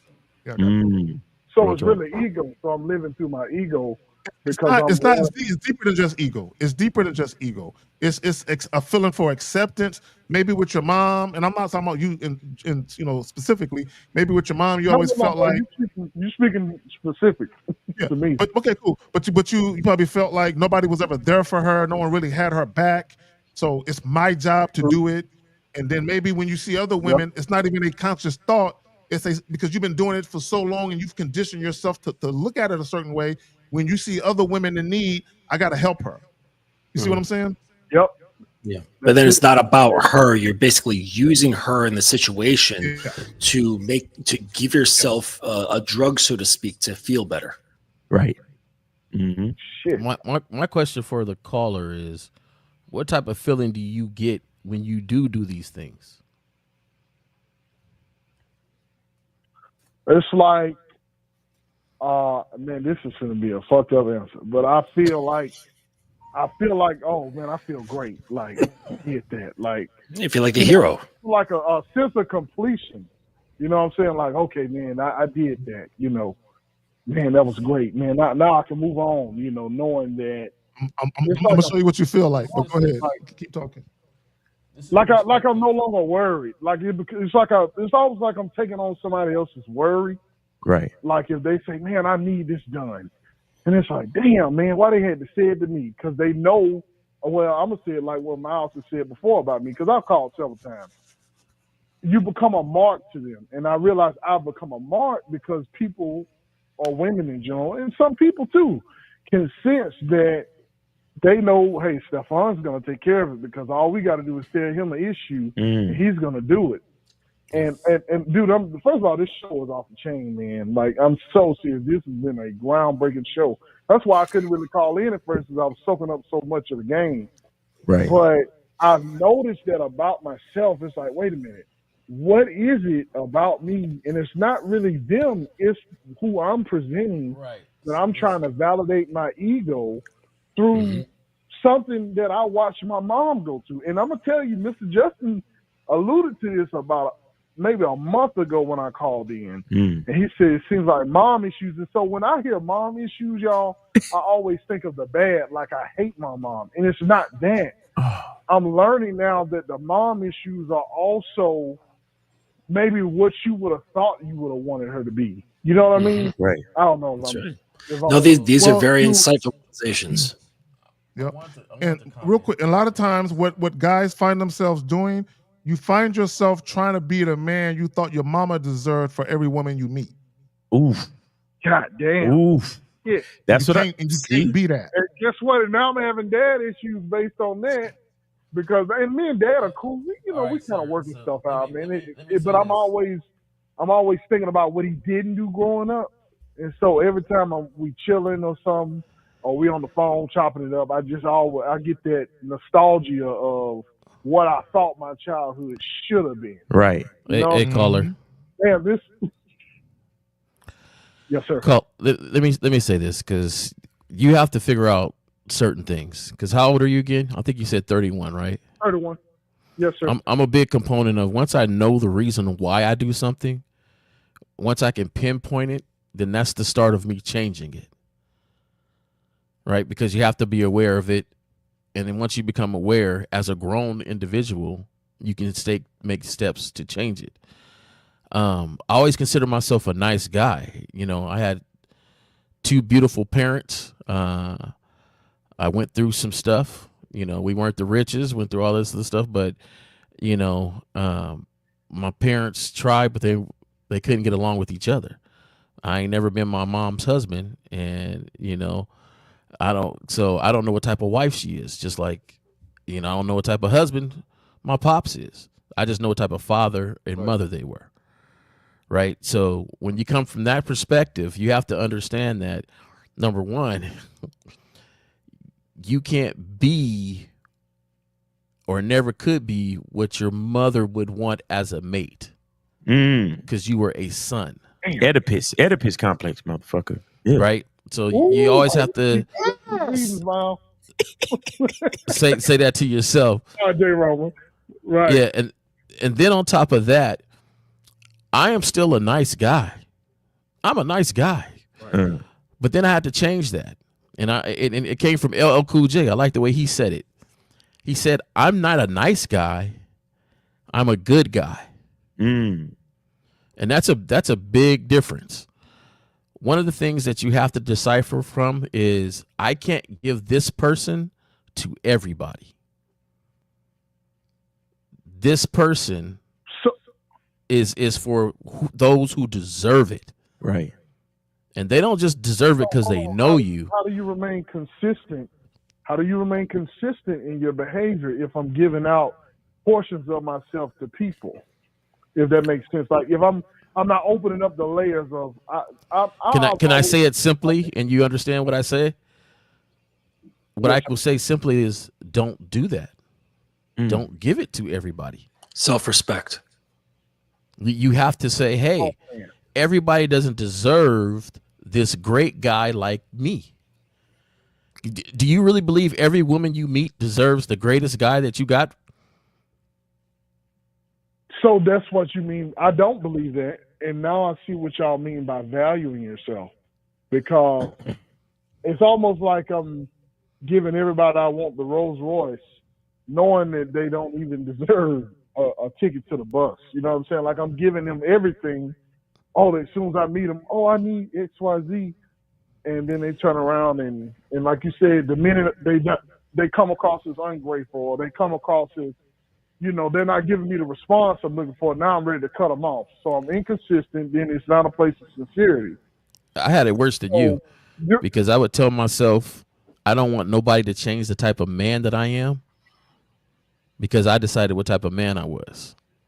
So if I wanted to be nice, even though they didn't deserve it, I justified it in my head, because I would say, I don't want nobody changing the type of man that I am, but me. Right? But you can't, like, you know what to do. Like, it sounds to me you're a pretty deep thinker. It sounds to me that you're pretty aware of yourself. It's almost like you know what to do. You're justifying not doing it. Right. That's true. I tell you, this is a journey. Because I'm relearning everything, like, since I've been following you guys. Like, not just that, but getting programs here and there. Mainly I vibe with Steve. Right. But I rock with all y'all. But I'm saying, as far as like learning your core and stuff and learning who you are, because that's what I say. It ain't even about women at this point. It's about figuring out who the hell I am. Right. You know what I'm saying? Are you on a program? Somebody's program? He said Steve. He said he rocked with Steve. No, he said that he rocks with him. It's like, with it. Are you on anybody's program though? Go ahead. Are you on anybody's program? No. Okay, so you will try to complete everybody else but yourself. You're cheating yourself right now. You can't get all the advice for you the way it should be done to help you get better unless you get on somebody's program where they can actually direct their advice to you.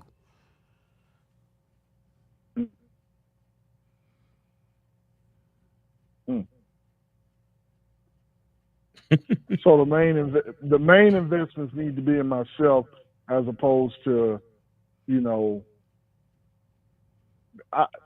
okay, that's making sense.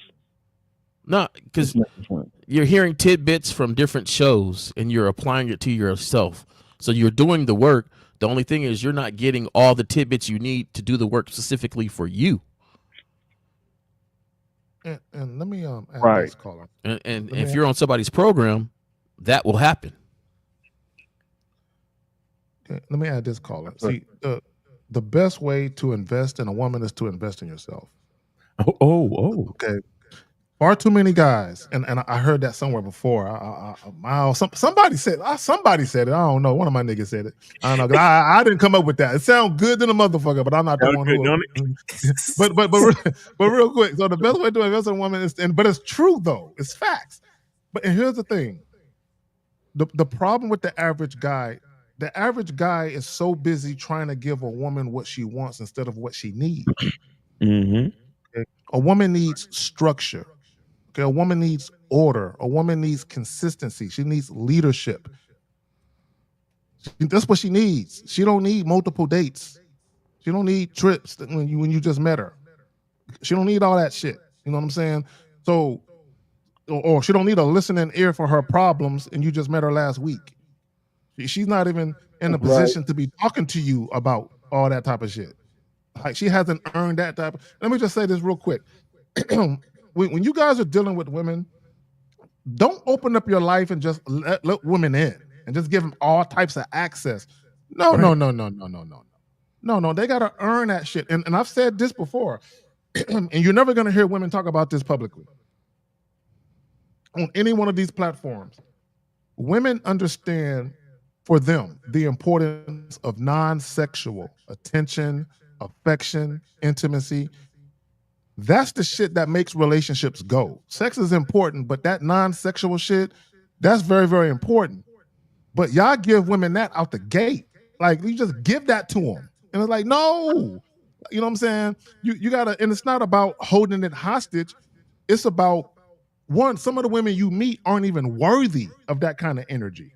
But not only that, the timing that you're giving it to them, right? And this is the mistake that you guys make. When y'all give them all that non-sexual shit, what happens is, after you guys fuck them a couple times, You either realize the chick can't suck dick like you like, you realize her arch game is trash, or just something about her that you really don't like.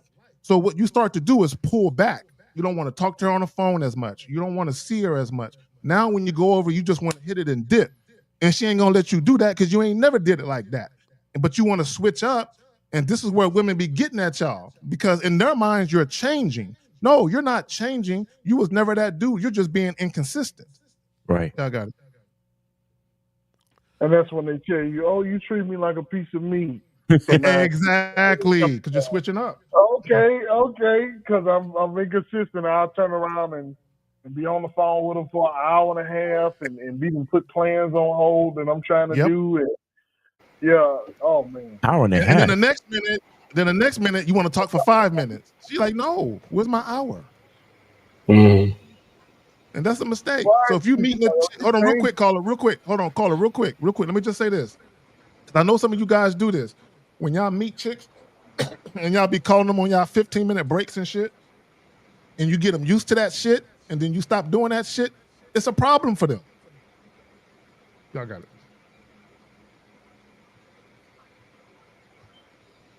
So caller, caller, you got anything else, or you have any other questions, or?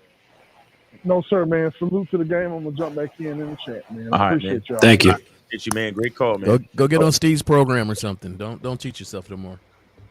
Yeah, man. You got to invest, man. You already a grown ass man. Like you got to stop. Yeah, I know. I'm almost halfway through life, and exactly. I realize I'm like, man, I'm too. You feel bad. I feel bad. No, I'm living forever. I'm so far behind. Right. So but so get on somebody's program and really get started, man. All right.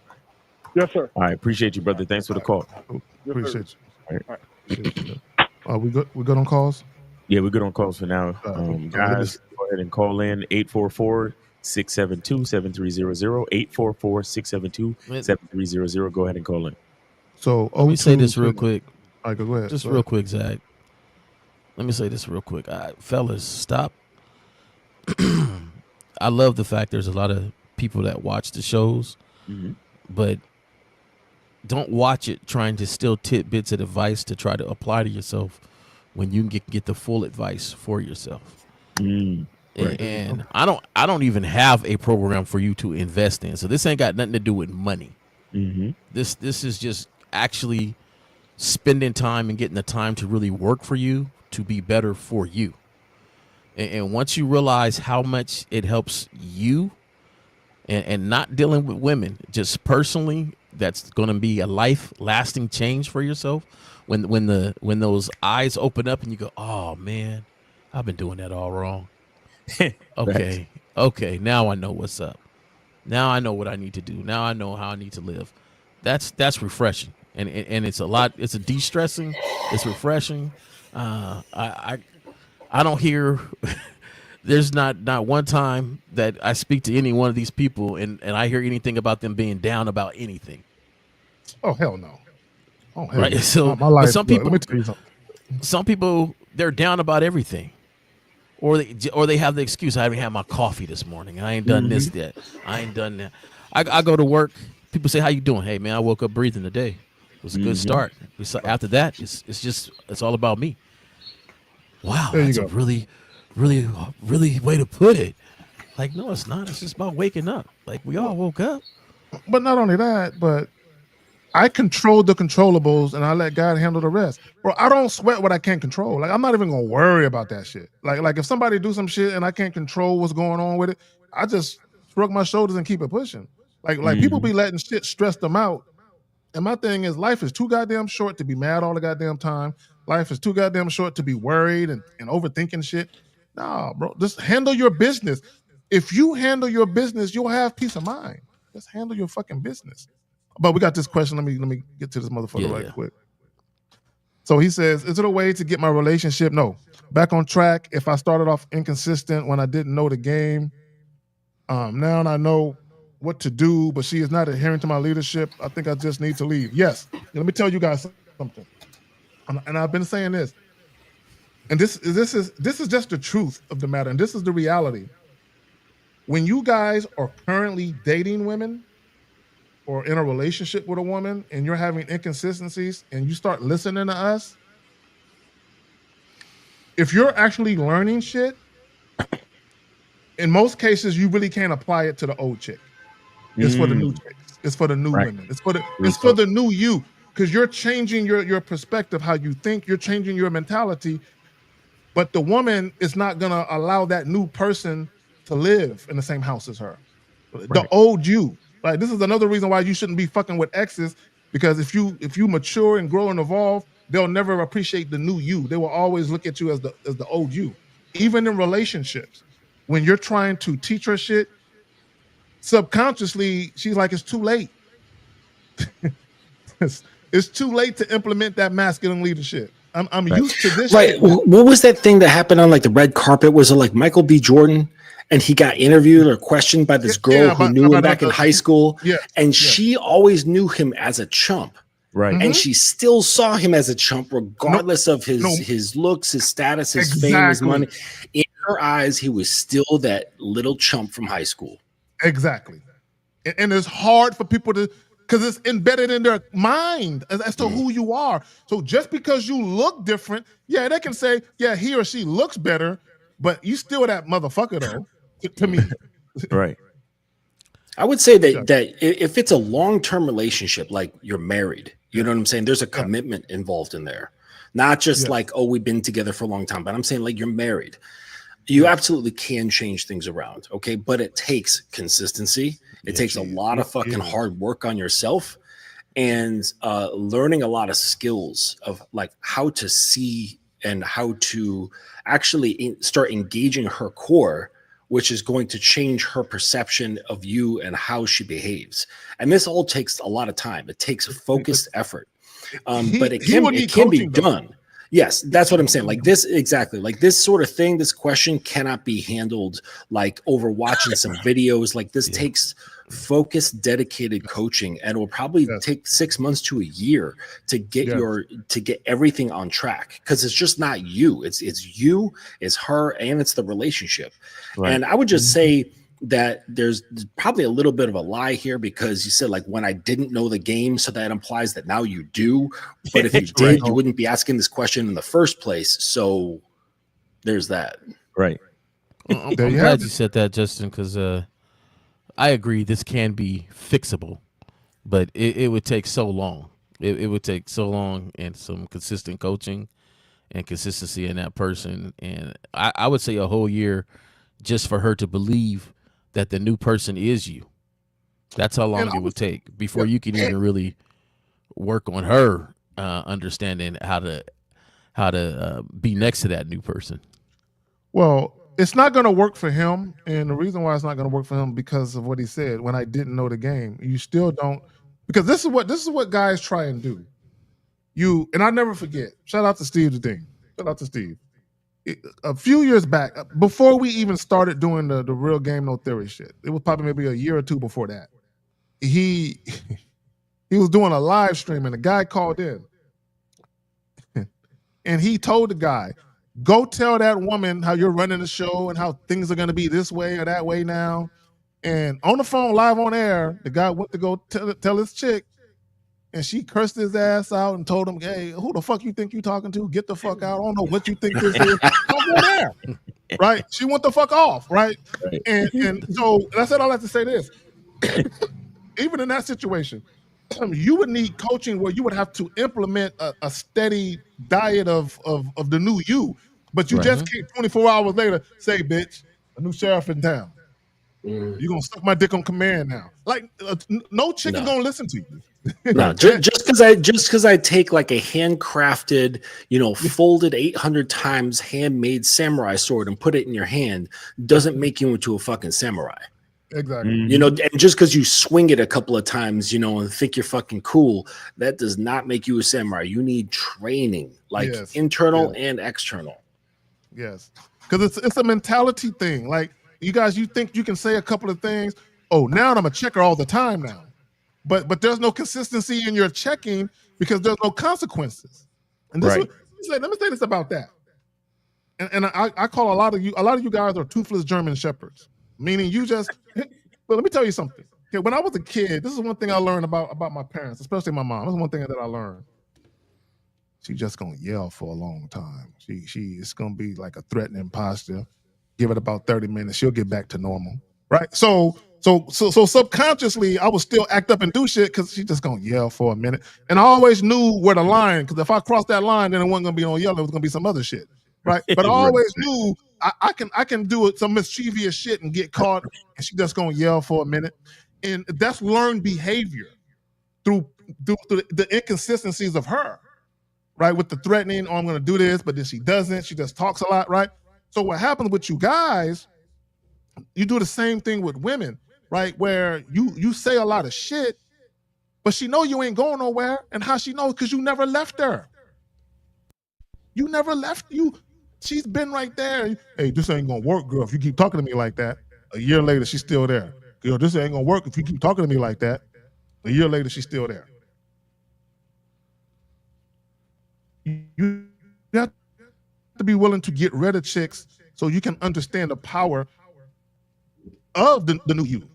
I'm just gonna get rid of them if they don't act right. I'm not gonna sit there and have all these back and forths. Right, exactly. Y'all got it, man. Guys, go ahead and call in 844-672-7300, 844-672-7300. Go ahead and call in. We got about 10, 15 minutes left to the show. So go ahead and call in. Please do not wait to the end. So Dukaluk says, would you guys agree that with seduction that you can basically say anything when you're in the mood because she will understand it if she's somewhat normal, like you exude sex when you... No. Guys, you just can't so many fucked up layers to this question. I'm gonna let you tackle it first. Go ahead, Mr. Justin. Go ahead. I'm gonna let you get it first. Well, first of all, like, what the fuck is seduction? You know what I'm saying? Because that implies that I'm trying to do something to or for the woman, which means I'm operating from her position, right? Mm-hmm. I'm trying to get something out of her. Trying to get her to do why would I even bother with that? Okay, most people, like, seduction, what comes from like the PUA bullshit is basically trying to sort out creative and manipulative ways to get a girl who doesn't already like me to like me. That's what seduction is all about. It's fucking weird, weak, manipulative bullshit. Like, you look at like the old like James Bond movies. You know what I'm saying? If any kind of seduction you might want to characterize, he's not actually doing it to her to create a certain effect. He just is that way, and she may perceive him as being seductive. But that's not doing seduction. Okay, so there's a difference between being and doing. If your being just happens to be seductive, and not because you created it in a certain way such that it will glean a certain effect, you just happen to appear that way to some women, fine. Okay, that's perceived as being seductive. But to do seduction is just it's weak, it's manipulative, it's bullshit. It's coercion. It's damn near coercion sometimes. Exactly, it's a form of coercion. And so the other part is like when you feel in the mood. What the fuck are moods? So like, what is seduction? What are moods? I don't know. Like, so I don't do things based on my mood. Right? I don't do things based on the woman. It's none of that stuff. It doesn't make any sense. And like, because she will understand if she's somewhat normal. What's normal? You know what I'm saying? Like, there's so many like weird layers to this that's basically making it all about the woman. He says not the best English. Yeah, but that's all we can go on. I understand that, Dukaluk. That English is not your first language, but still, it's like the mindset created the word. So maybe the translation might not be the case, like word for word from your native language to English. I get that. But the general sense here is you're making this about the woman. So, and I agree, sex appeal in and of itself is seduction, right? I'm having a conversation with a woman where you're sexually flirtatious and it's very enticing. That's seductive, but you're not trying, you're being. And here's the thing about seduction. There is no way you can know exactly what to say to make any random woman feel anything or feel something specific, right? A random one, you're not, there's no, that's why when guys look up for pickup lines, you can say the same thing to 100 women and only one woman likes it. And it has nothing to do with the word you use per se. It's just you just happened to run into a woman who was open to the idea of you. And you said that, and she's like, okay. Like literally, you can run into a random chick. No, we should go fuck outside. Okay. You can have a woman just say that, right? But it's not because you said something super fly or anything like that. You just happened to run into a woman who viewed you that way. You said some shit, and she was like, well, my mind is already there. So you just saying that just made her want to say, okay, let's go do it now. It's nothing super hard. Y'all want to respond to this question, Miles and J-Rom? Seduction. You can basically... If she is somewhat normal? Yeah, that's the part that's... Yeah, it's a weird question, bro. What? I just thought seduction was a description of how she felt about however you said it. Because just like you said, Zach, you could be like, hey, what's up? You want to head home? Now, she's going to tell her friends he said it very seductively. There you go. But that's not... There you go. That's not... And then to some other chick, like she might be like, oh, he was so creepy. Right. Yeah, exactly. So it's all just perception. So it's like, I'm going to do things to purposely alter perception. It's so weird, man. No. I'm just going to do me, and whatever happens, what the fuck happens? Like, I like it. And again, and I think we talked about this, Mr. Justin and fellas, I don't know if it was last week or the week before, where we did a joint and we was talking about being a certain way to try to attract women. Like, why would you be a certain way to try and attract women? And that leads, let me just say this. A lot of these guys who are frustrated, let me just go back to the whole high value man, that whole fucking thing. That was really started by guys who were sexually frustrated and they felt some type of way because they've achieved some type of success and education and they still couldn't get no pussy. That's where that really came from. That was really a cope to say, yeah, we've achieved all of this and these hoes don't appreciate us. That's why they would call themselves educated lames. That's all. It was basically a cope because they felt like, oh, I'm the perfect guy on paper, but women don't appreciate that because all women do is choose fucked up guys. No, you had no sex appeal. That's all it is. It doesn't matter how much money you have.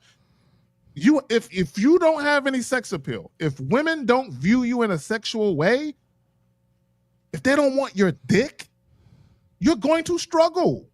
It's going to be difficult. But y'all got it. Let me see. Guys, the number is 844-672-7300, 844-672-7300. So make sure you guys call in. All right. Ross Chris, he says, is it wise to cultivate new relations with new women when my marriage is on its last leg and your current spouse can be vindictive in your attempts to get at each other, to get at other women? Listen, as someone who has gone through this long time ago, don't do shit. Okay. And I'll say this for there's a couple of reasons. One, it, like what you mentioned here, vindictive. Okay. It adds in a variable that's going to make your situation worse, not better. Right. Okay. Second thing, those other girls that you may be, going after or pulling in, you're just using it as a distraction to feel better about your current situation. So you're using them. Right. It's like a distraction, this drug, so you don't have to feel what you currently have to deal with. And instead you're like, oh, I want to just take this drug so I don't have to worry about it. You know what I'm saying? So all of that shit is just bad. Okay. And then what happens if one of these girls, she starts getting really into you? Now you've got this on top of the whole situation, the drugs and the fucking falling apart relationship. It's too complex. When you're dealing with a serious situation such as this, you want to fucking get focused, get simple. And if you are, dealing with marriage, who you should be talking to is your fucking lawyer, not some fucking random pussy. Pretty much. I will wholeheartedly agree. Look, let me tell y'all something. First of all, if your marriage is on the last leg, you need to be out. You need to be in a new place, living somewhere else. That's for one. But go ahead, Miles. All right. 862-862. 862, you're on live with the Manhood is a skill set show. Name, age, city. How can we help you? Can you hear me? Yeah, 862. Go ahead. Name, age, city. Oh, okay. Name Quayon, age 26. City, Right. I live in East Hanover, New Jersey. All right, that's cool. All right, what's your name? I mean, give me. I keep saying that. What's your question, bro? All right, my question is, I broke up with a longtime girlfriend of mine who was in a 5-year relationship back in Congratulations. what was that? February. Okay. So my question was, okay, like I said, I'm 26. So my question is, how should I maneuver with women if it kind of like scarred you a little bit? Scarred you? I don't have a problem with talking to No. Stop right there. So we need to you chose to use the word scarred. So you were scarred. Yeah. Please explain. Yeah, because it was a situation that happened. Yeah, it was like a wild situation. No, just explain it to us. We'll decide if it's wild or not. Okay, cool. All right, so I'm gonna explain it now. Just So basically, just get to the part. Wait. Instead of giving us a whole bunch of other like erroneous details to try to save your own reputation and ego within the situation, just get to the part that scarred you because you fucked up. Just get to that part where you made the mistake and you're scarred. The part. Okay, cool. I'm gonna get to the part. So basically, she tried to say that I stole a check from her, whereas the check was still in the car, and she basically told like my family that like we was in the car and that I placed her check somewhere else that initially from where she didn't place it at. So where were you scarred at? Please tell me. To the point whereas I never stole any money from her. I even asked her multiple questions. Okay, the woman. Listen. Someone accused you of stealing. What part scarred you, homie? Yeah. Please, you used the word. So tell me the part that scarred you. How can I say? Basically,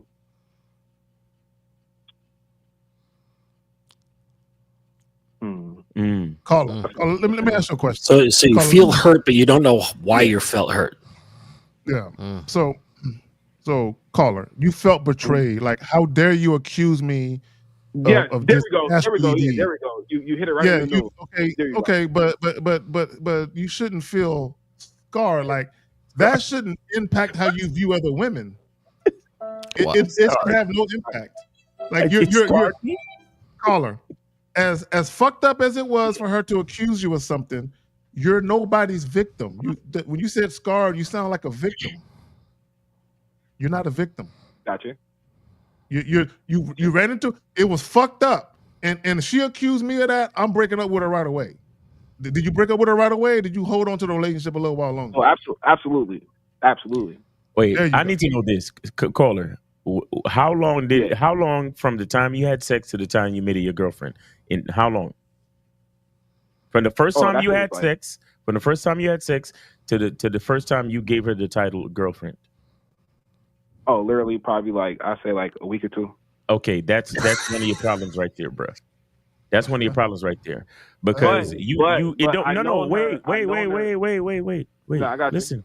Trying to justify it. Listen, it don't take since you see this. Is what happens when you give women titles too early and too quickly, and they haven't earned it. Because what she's showing you, and this is why she doesn't think you're trustworthy.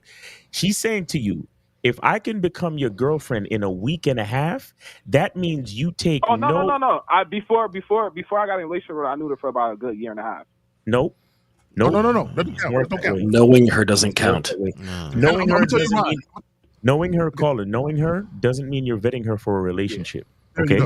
That's why I asked you from the time that you had sex with her the first time to the time that you made her your girlfriend. Do you understand what I'm telling you? Mm-hmm. Okay, you are not special when it comes to the game. You cannot go around the rules of the game. Just because you knew her for some time before doesn't mean you were vetting her. You understand? Now, again, let me finish my statement. You allowed her to get a title in your life, not earned it. So you know what she's saying about your life, your trustworthiness, your integrity. All of those things are worth very little because she was able to earn something very quickly. Do you understand? She earned something very important very quickly and for less value. Do you understand? So she doesn't value your integrity and your character. So therefore, she feels justified in accusing you of such heinous bullshit as that, you know, of like stealing from her or stealing money from her or stealing a check from her. She doesn't respect you because you let her get into your life too easily. But go ahead, Kazak. And real quick, caller, and that her accusing, I want you to understand how all of this is like a chain of events. Her accusing you of that is directly tied to the fact that she doesn't trust you. And the reason why she doesn't trust you is because she doesn't know you. And the reason why she doesn't know you is because you gave her too much so quick. And not only that, you didn't establish the proper boundaries to facilitate and cultivate that trust. Because once you establish boundaries, then she knows that you are a man of integrity. I want guys to understand, women will fuck you. They will hang around you and your family like everything is all good. But these chicks oftentimes will not trust you and won't have a whole lot of respect for you. Okay, you're just out. Hey, real quick, fellas, thank you. I got to bounce. Okay. All right, Justin. Thank you, fellas. Yeah, go ahead, caller. Okay, go ahead, caller. Okay, so was that the right verbiage to use as in scarred? Because I was able to move away from this shit pretty quickly. I'm sorry. No. You shouldn't have been scarred. See this, guys. I want to say this, and I want to be careful how I word it because I don't want guys to use this as an excuse. Whenever you have a man and a woman, that's cool. That's cool. No, listen. No, this is for everybody, not just you. Whenever you have a man and a woman who are dealing with each other, and you are at odds, meaning something happened where you're at odds. Both people are always culpable. Both people always culpable. However, as a man, you should always take 100% accountability and responsibility for it, because if guys got out of their feelings for a moment, you can trace back the steps and you can realize where you went wrong. It doesn't mean that the chick didn't do anything wrong too. You can trace where you went wrong, and you can see how it was a domino effect, how you came in a situation led to the things that led to her doing what she initially did. You can trace back out, damn.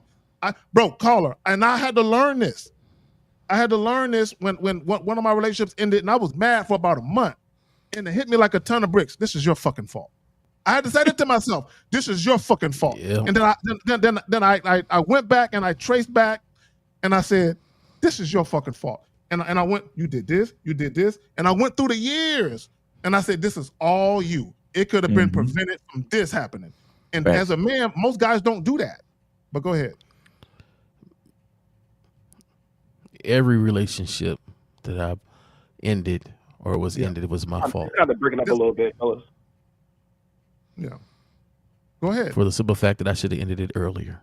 Even that. That's what I'm saying. Even with that.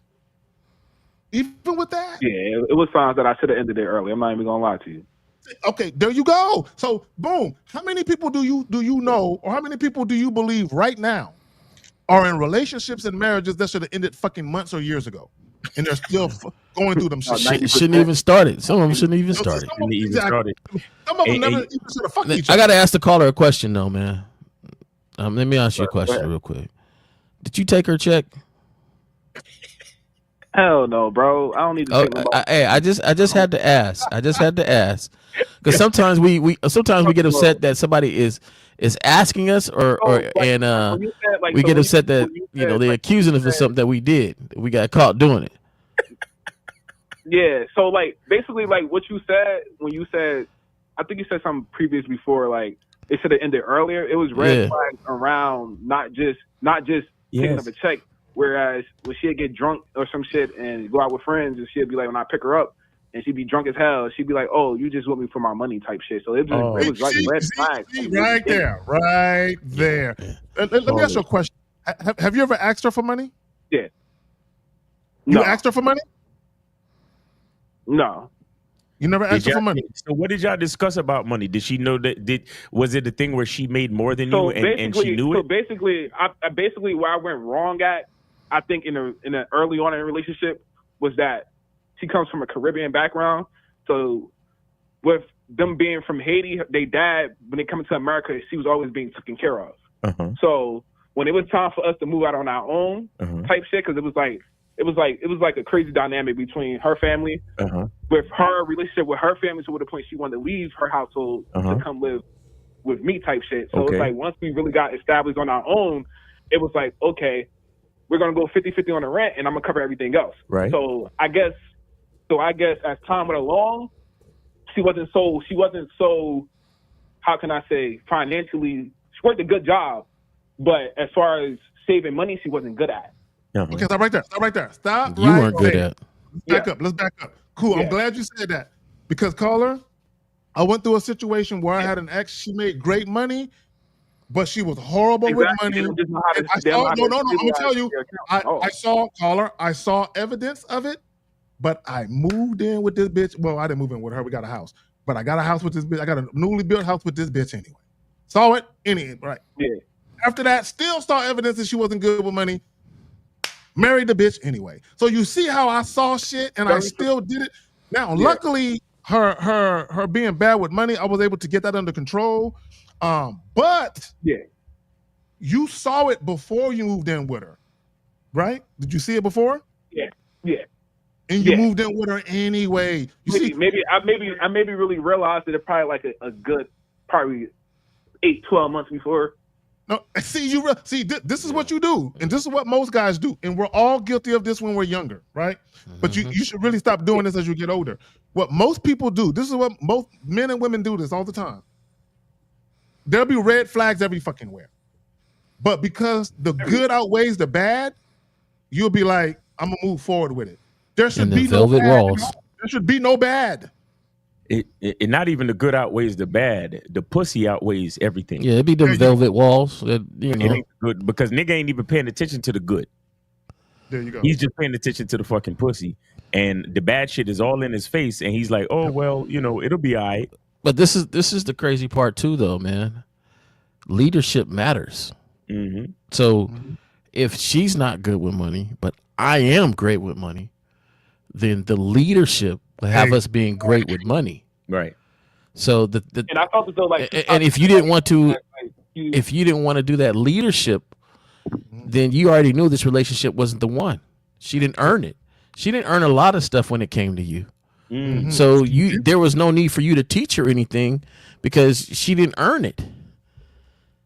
Exactly. And so automatically you put her at this even plane with you, which basically means you put her on a pedestal to begin with. Exactly. But Carla, you say your question was, how do you deal with something when you're scarred? What was the original question? He said scarred. That was the question. I don't. Yeah, but I think I used the word scarred. I think it's the wrong. Yeah, that's the word.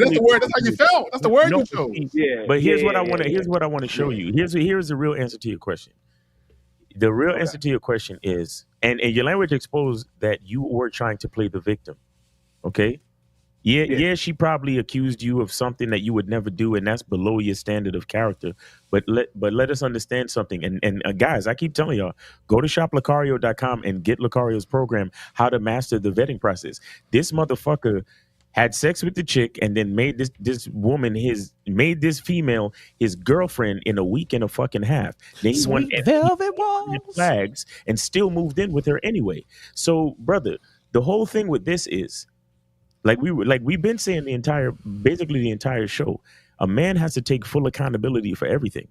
You understand? A woman goes through her emotional fluctuations, all of this and all of that, but you don't take the time to teach her consistency, to show her the standard of your lifestyle through vetting, through time, through giving her time and space to be consistent with you and earn her spot.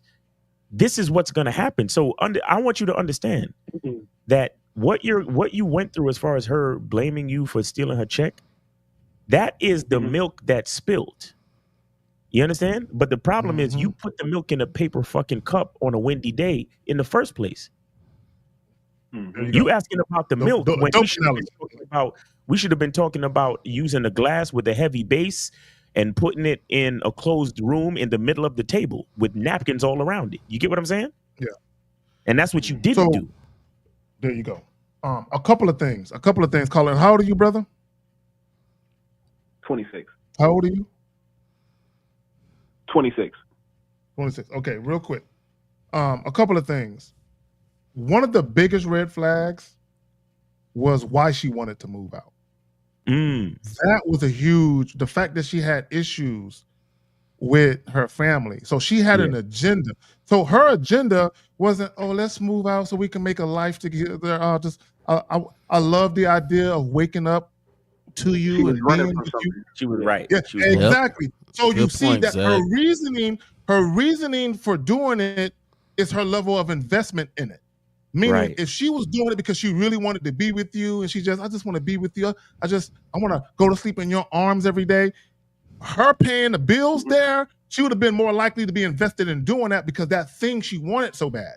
But the fact that she was running from it, she wanted you to save her, and you did, nigga. You threw on your cape, and you realized when you was carrying her through the air, she was too heavy. And you said, you got to walk beside me. And she said, no, I don't want to walk. Carry me. And now the relationship is in flux because of that. Exactly. I'm quite sure she pressured you at some point to get a better job or get a job to make more money. Yeah, so basically at the time, she was a dental hygienist and I was a traffic engineering type. So it was great money being made. Trust me, it was great money being made.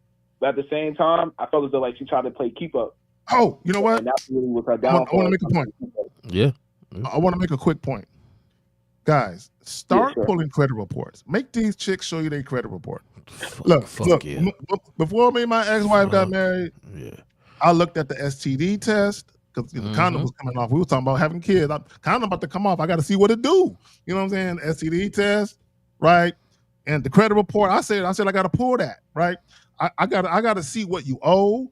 I got to see your debt to income ratio. I got to see the score, right? And luckily.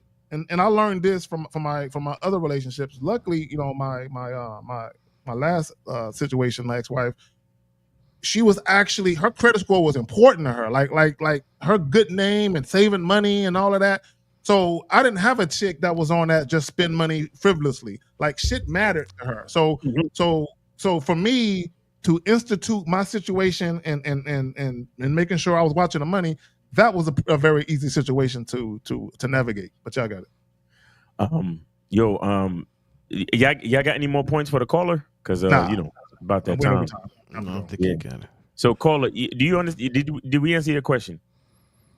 Nah, you definitely answered my question. I appreciate it. I watch you guys relatively often, so thank you for that. Hey, appreciate you, brother. That was a great question, man. I know a lot of guys deal with that as well. But yeah, we're not here to play the victim. We're here to see. As men, we're here to see where we went wrong, and you know, you went wrong from the very beginning.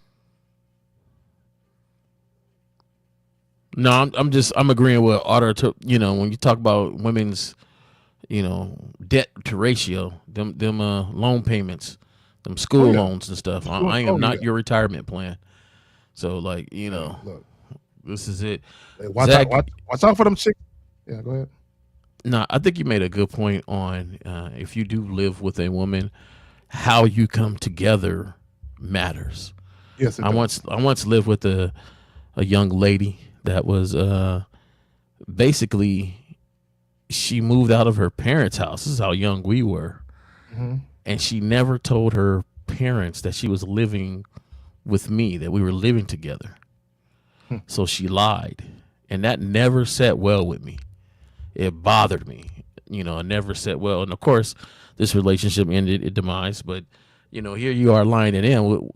You know, do I really think you're gonna be telling me the truth the whole time in this relationship? So you know how you get together and the circumstances and how it's presented, all that matters. There you go.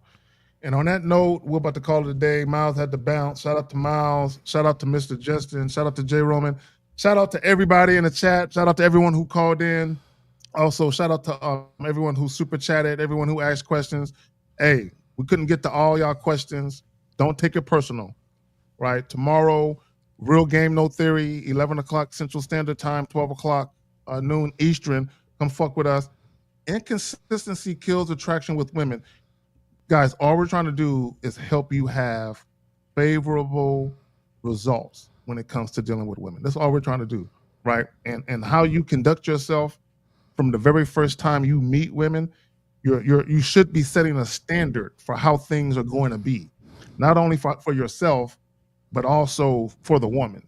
Okay, and it's your job. It's incumbent upon you to set that standard. I'll take it one further. I take it one further. Inconsistency kills the attraction to yourself. There you go. You that's why you're depressed. That's why you're upset. You know, you're not attracted to yourself, which she ain't gonna be attracted to you if you ain't attracted to yourself. There you go. And on that note, guys, we are out. Like, share, and subscribe. Peace.